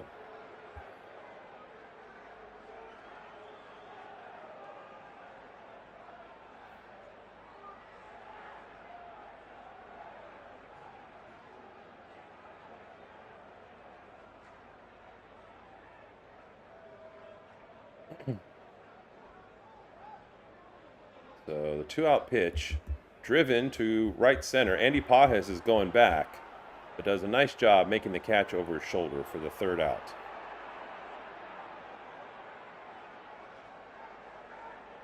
And now the Dodgers are down to their last 3 outs. Try to once again close the gap.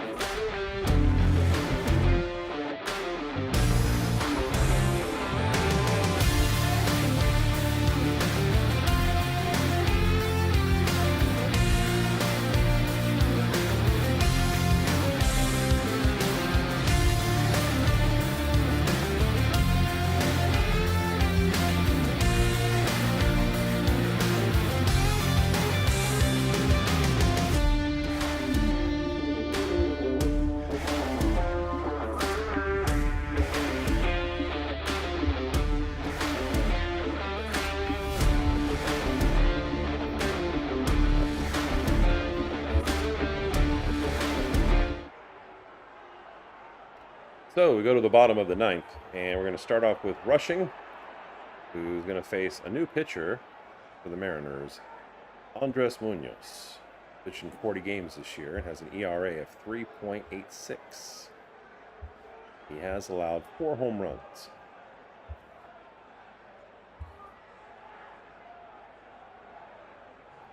This is one of those nights where Rushing looks to be more aggressive. Sometimes he has games where he's aggressive and he does a good job making contact. And that seems to be the Rushing we have so far. But then there's times where he does not defend the plate with 2 strikes and looks at strike 3.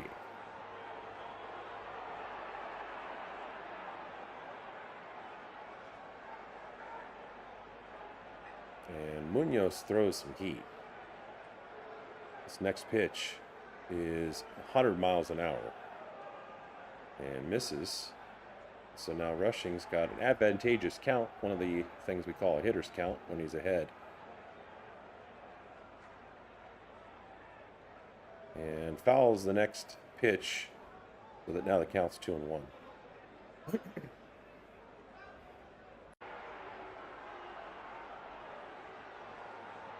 A lot of fastballs from Munoz early now.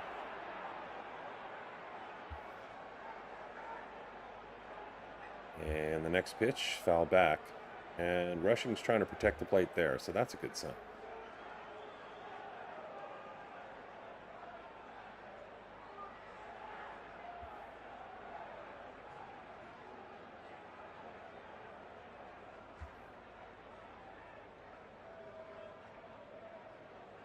So no outs, and the 2-2 pitch to Rushing.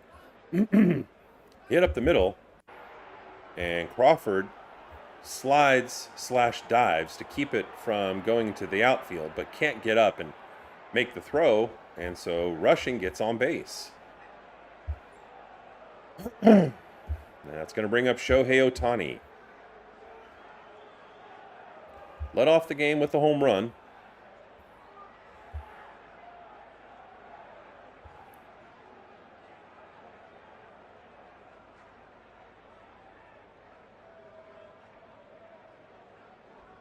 And Shohei to start the game with that home run. Added to his total lifetime. I think his lifetime total of leadoff home runs is 34. And for the Dodgers is 28.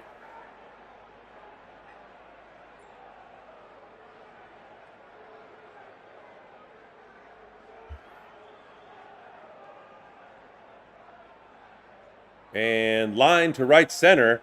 And Rushing is booking it. The ball's rolling all the way to the fence. And Rushing is going to try to make up for his earlier poor running job. And does so by getting all the way home. And Ohtani gets all the way to third when they misplay it deep in the outfield. He made really solid contact. It split the difference between right field and center field. They let it go all the way to the wall. And almost like we've talked about before, when kids in grade school were playing quarters, they did a nice job of kind of slowing down once it hit the wall. And the right fielder goes to pick it up, barehanded, and drops it. So no outs. And now the Dodgers fans are on their feet as Andy Pages comes up, maybe their best hitter, at least statistically, with runners in scoring position this season. I mean, would I like to have Freddie Freeman up there? Of course, but guess who's on deck? Freddie Freeman. And the organ player, as Andy fouls that pitch off, is playing the theme from Star Wars. And just reminding you that this is the bottom of the ninth. So if the Dodgers score 2 runs, it's over. No outs.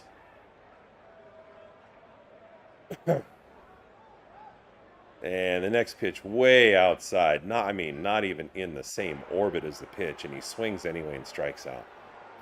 So here comes Freddie Freeman. And the crowd rightfully chanting, Freddie, Freddie, Freddie.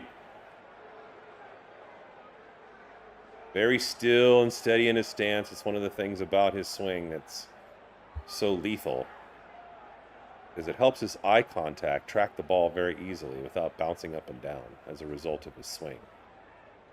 And looks at the first pitch for a ball, 1-0.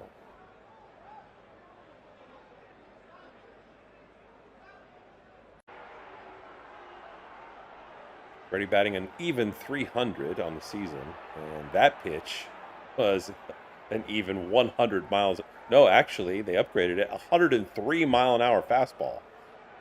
Freddie's going to fight that off all day long. And now the count's 1-1. On deck is Max Muncy, who's already had a home run this year. This evening.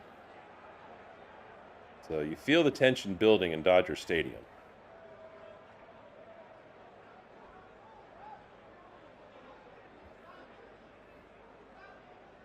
It's a 2-1 count.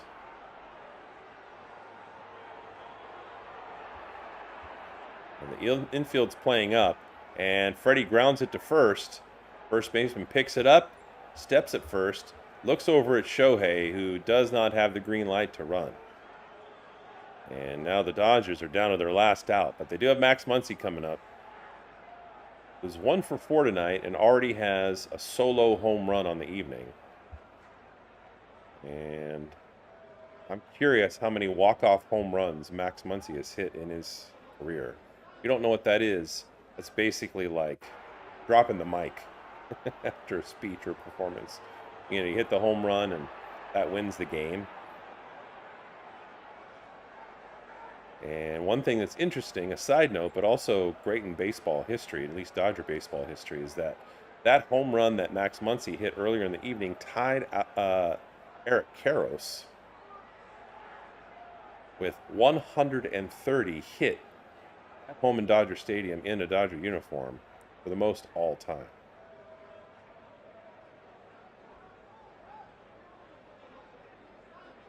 So hard not to think that Muncy is looking for something he can drive here in a dramatic fashion. And that was not it. It was a curveball that he swung and missed on. So the count's 0-1. Would have been nice for Freddie to get the ball out of the infield and give Shohei a chance to tag up. Next pitch just misses, and Max looks at it, is able to have enough discipline to hold back, and now the count's 1-1.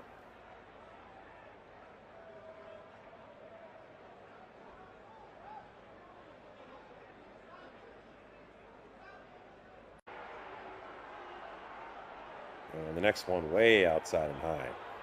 Munoz is just bringing the heat. He's just trying to overwhelm people. But boy, if Muncy gets good contact, it's going to travel a mile.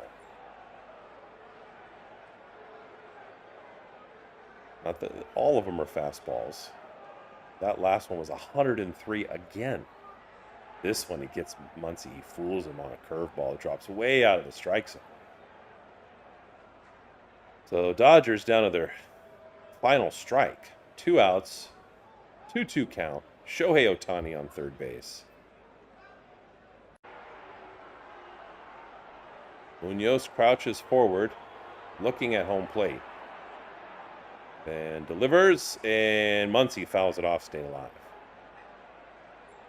And everybody on their feet. Fans on their feet, players and managers and coaches in their dugouts on their feet.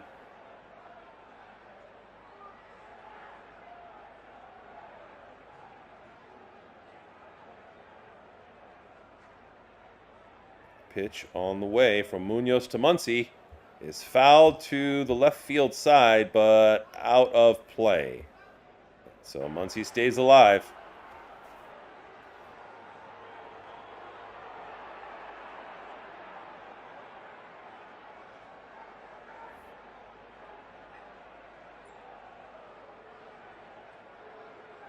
Boy, this is tricky to know what to look for. Oh, boy, that was way outside. And fortunately, Muncy made contact when he swung, but that was easily ball 3. So the count, once again, is 2-2.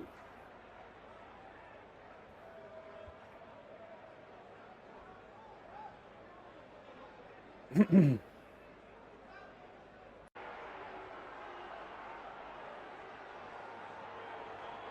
the next pitch, inside. Boy, if Matz had just stood there and not hopped back, it might have hit him. So based on that pitch, and the fact that he swung at the pitch before that was way outside, he could have walked. Been on base one way or another. But now the count's full with 2 outs, and the pitch misses way outside, and he ends up walking after battling Munoz. Great job by Max Muncy. Now Mookie Betts comes up. 5-0. Who's 1 for 4 tonight. He has a single and scored a run on a hit where he ran all the way home from first base. He's batting .229 this season with 13 home runs and 34 RBI.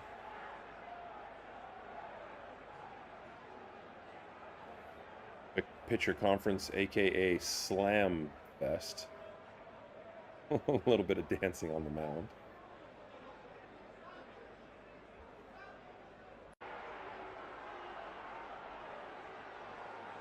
And it's interesting to see whether they're going to pitch to Mookie. I think I would. I mean, they don't need to turn a double play. But if they did load the bases, you know, it would give them all kinds of options, any base to end the game.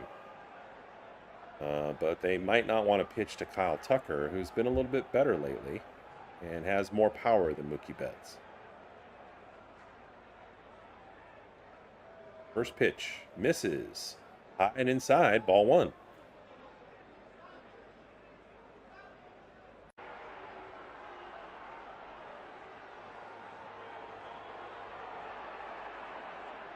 So the next pitch, and Max Muncy steals second.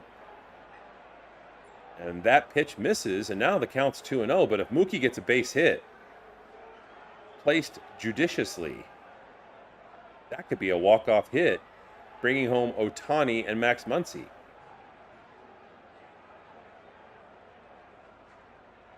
And the next pitch is in there for a strike. And Munoz having some big, deep breaths on the mound right now.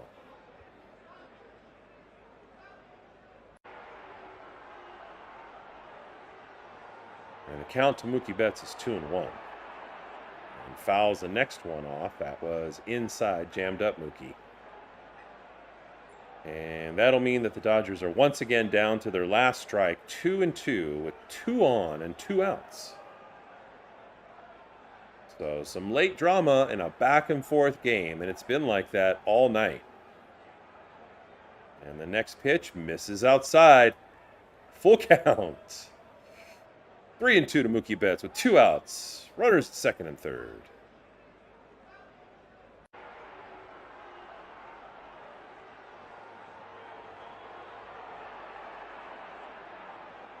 And the pitch is grounded to shortstop, and that'll be the 3rd out.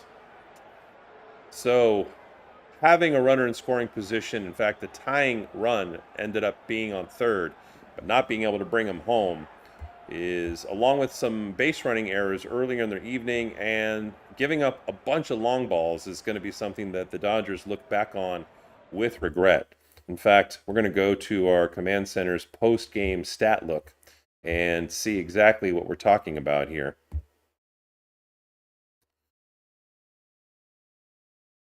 And so, starting with the lineups, as you can see, Shohei Ohtani had a home run early on. We talked a lot about that. And so did Max Muncy, tying Eric Karros for the most home runs all time as a Dodger at home in Dodger Stadium. Does not pass him this night.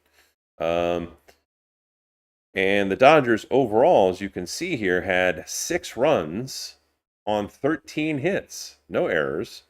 21 left on base, though. And that's something that will haunt any team. And then when you look over at the Mariners, they had 7 runs and 10 hits, 2 errors on defense, and only 7 left on base. But home runs scattered throughout the lineup. 1 home run. Where are we? Sorry. 1 home run hit by the number 3 hitter, Julio Rodriguez. 2 home runs hit by Dominic Canzone. 1 by Cal Raleigh early in the game, and 1 by Ref Snyder. And this is a game that the Dodgers honestly should have won. They did not have to give up all those home runs. In my opinion, what they needed to do was get Justin Wroblewski out of the game earlier, because one of the things that Dave Roberts often likes to do is decide to, leave a guy in too long. And he definitely did that. Does a great job substituting batters when the batters should go in and bring people off the bench to do so. But the Dodgers really collectively, both as coaches and as base runners and as a pitching staff, and no question offensively, let one slip through their fingers. So all things considered, the Dodgers lose a tough one and a tight one to the opening 3-game series against the Seattle Mariners, and they'll be back at it again tomorrow. Thanks for joining us at LA Press Box, everybody. Hope you have a good evening.